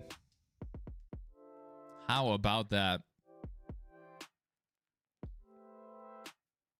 At least a Kyle Busch teammate won. You're a huge Kyle Busch fan. That's huge. That's huge. Yeah, I hope they can sort it out with Kyle. He has 1 year left with RCR on this current contract, and maybe he ends up going to Spire or even Hendrick. You know, what if he went back to Hendrick? I'm not sure Hendrick wants to put an older person in the 48 for just a few years, but Bowman's contract is done after this next season, I believe. So maybe Busch could go back to Hendrick, but the Spire seat will probably also be open. Yeah, that would be wild to see Busch back at Hendrick. But I mean, he also could leave and go to like 2311, something like that. So the possibilities open after next year. 2027 will be a wild year for silly season. A lot of contracts are up after this next year. Or even back in the 11 at Gibbs. I don't know if he'll go back to Gibbs. Maybe. I don't know how that breakup went. We all kind of knew that Zilich on Oval might have been the difference in the championship, and some of us might have been right on that. Yeah, he ran better. I just think at the end of the day, Jesse Love had the best setup for the nighttime, the cooler racetrack, and it showed up. He striped the field when the lights went down. Hey, Patrick, thanks for being here, man. Like, this would not be possible without you guys being here in the chat, you know. I could sit here and talk about the race, and I would probably run out of things to say. And you guys being in here in the chat, you know, gives me something to bounce off of. So you guys are an equally important part of this whole process. Well, congratulations to Jesse Love. Everybody that's about to head out, I hope you guys have a good rest of your evening, and hope to see you guys back here tomorrow for the Cup race and our post race. Just a reminder, we will have our post race. You see that phone number on screen over there. You can call in during our post race coverage and share your thoughts. So if you want to discuss the season, discuss our championship weekend, you can do that tomorrow during our post race coverage. So I hope to see you guys then. Michael said Love had a better car setup in nighttime and end of race. I definitely think so. Especially with how poor he was performing at the start. The car just came on. Do you think Kyle Busch ends his losing streak tomorrow? Or at least while he's still in the 8? Let's look at the starting order. I want to see where he qualified. 11th. I don't think Phoenix is his greatest track, but RCR has had more speed. At least Kyle Busch has on the flatter tracks and even to the road courses, even though the results don't really show it. So maybe he could have a good run. I would like to see him run better. He's a veteran in our sport. I think Kyle Busch being successful means a lot to our sport since he is one of the veterans, but also he was, you know, everyone's favorite villain. And nowadays, you know, the people that we have to root against are Hamlin and Logano, and they're not really fun to hate. You know, it was fun to hate Kyle Busch, and a lot of people still do, but that's kind of died off, especially now that he's gone back to Chevy. That was a big part of it. And also, he's just matured a bit. He's not the same, you know, overly emotional young kid. Christian said, surprised we didn't crash the field. It went clean. Yeah, I mean, we've had some crazy races here, but Phoenix gets so spread out after, you know, 15 laps or so.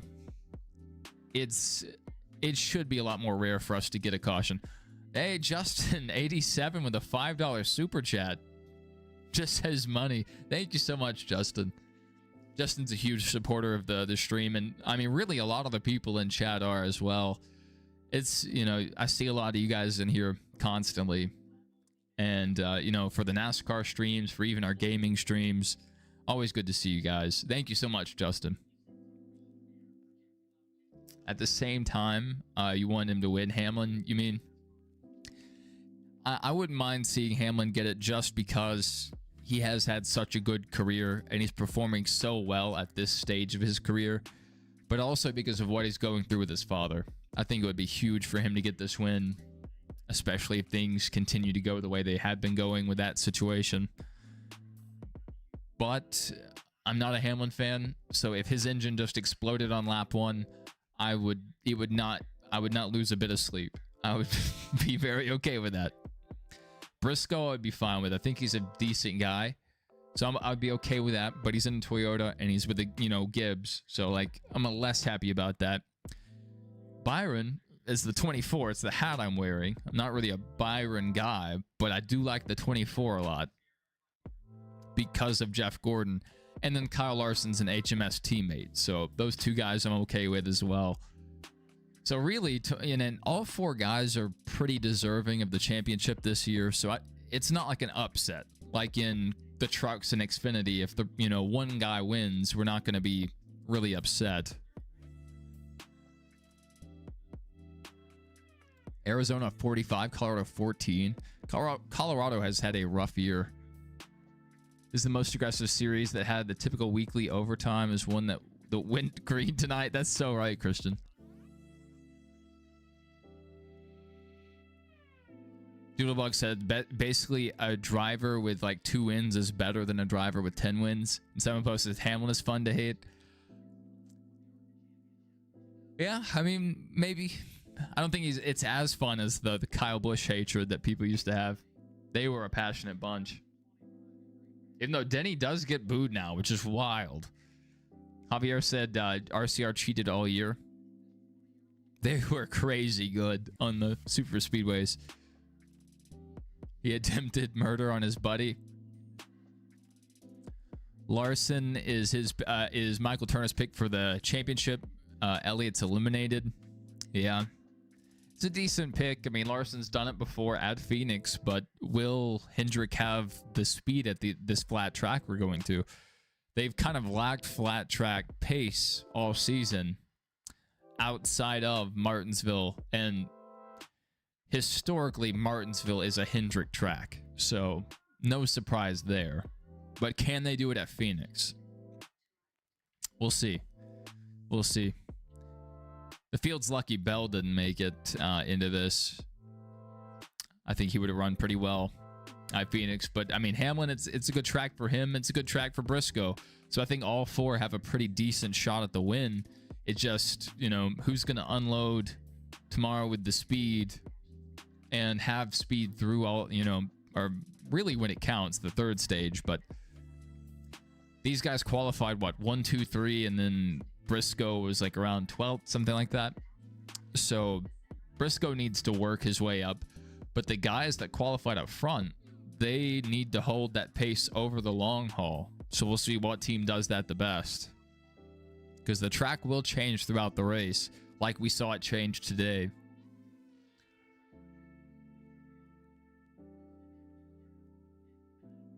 I was at the Spring Talladega race.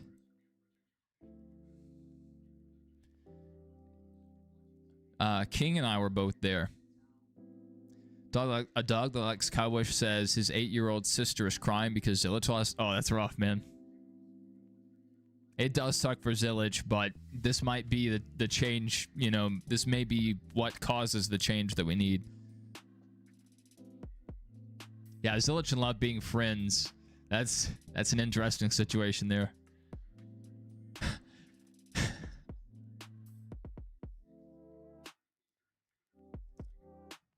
He said, "Bro, your sister has a right to cry." That, yeah, yeah. If I was Zilich, you know, I'd be pretty frustrated right now too. Yeah, I hope the change happens. I hope they go back to a full season. No one's gonna change your mind about Homestead being the... Yeah, Homestead's a good one. I think a lot of people enjoy Homestead, and for the right reasons. It's just a multi-groove track, and you know, it gives drivers a lot of passing opportunities. It's the right climate for a late year race. I mean, there's hardly a better pick. I mean, Vegas has its merits. You know, it's also a warm place, but probably not as good of a driving track as Homestead is. Well, thanks, guys. Thank you guys for hanging out. I hope you guys enjoyed the race, and we will be back. Just a reminder, we will be back tomorrow for the Cup race, and we will be back for our Cup post-race show. So look for that tomorrow. Looking forward to it. Looking forward to reviewing the whole season, looking back on some of the cool moments, and other than that, that'll do it for us. Good to see all of you guys. Simon Post said he's been watching every race from 2000 now, currently in 03, and it gets old when someone like Jeff Gordon wins the championship before the last race, like in 01. Yeah, but it is a more honest way to name a champion. It is. What annoys me is when I go back and watch a race and someone's having a great run and they get taken out by some stupid, you know, like the track coming apart. Happened to Gordon multiple times. That makes... I still get mad about people wrecking in old races. I'm like, ugh, I was rooting for that guy. All right, Justin, Simon, Christian, a dog that likes Kyle Busch, Javier, so many of you guys, Gerald, Darkside, Mr. Good Cat, Patrick, Michael. I don't know if I named you Michael. Michael Turner in here all the time. King is dead. Good to see all of you guys, and I hope to see you guys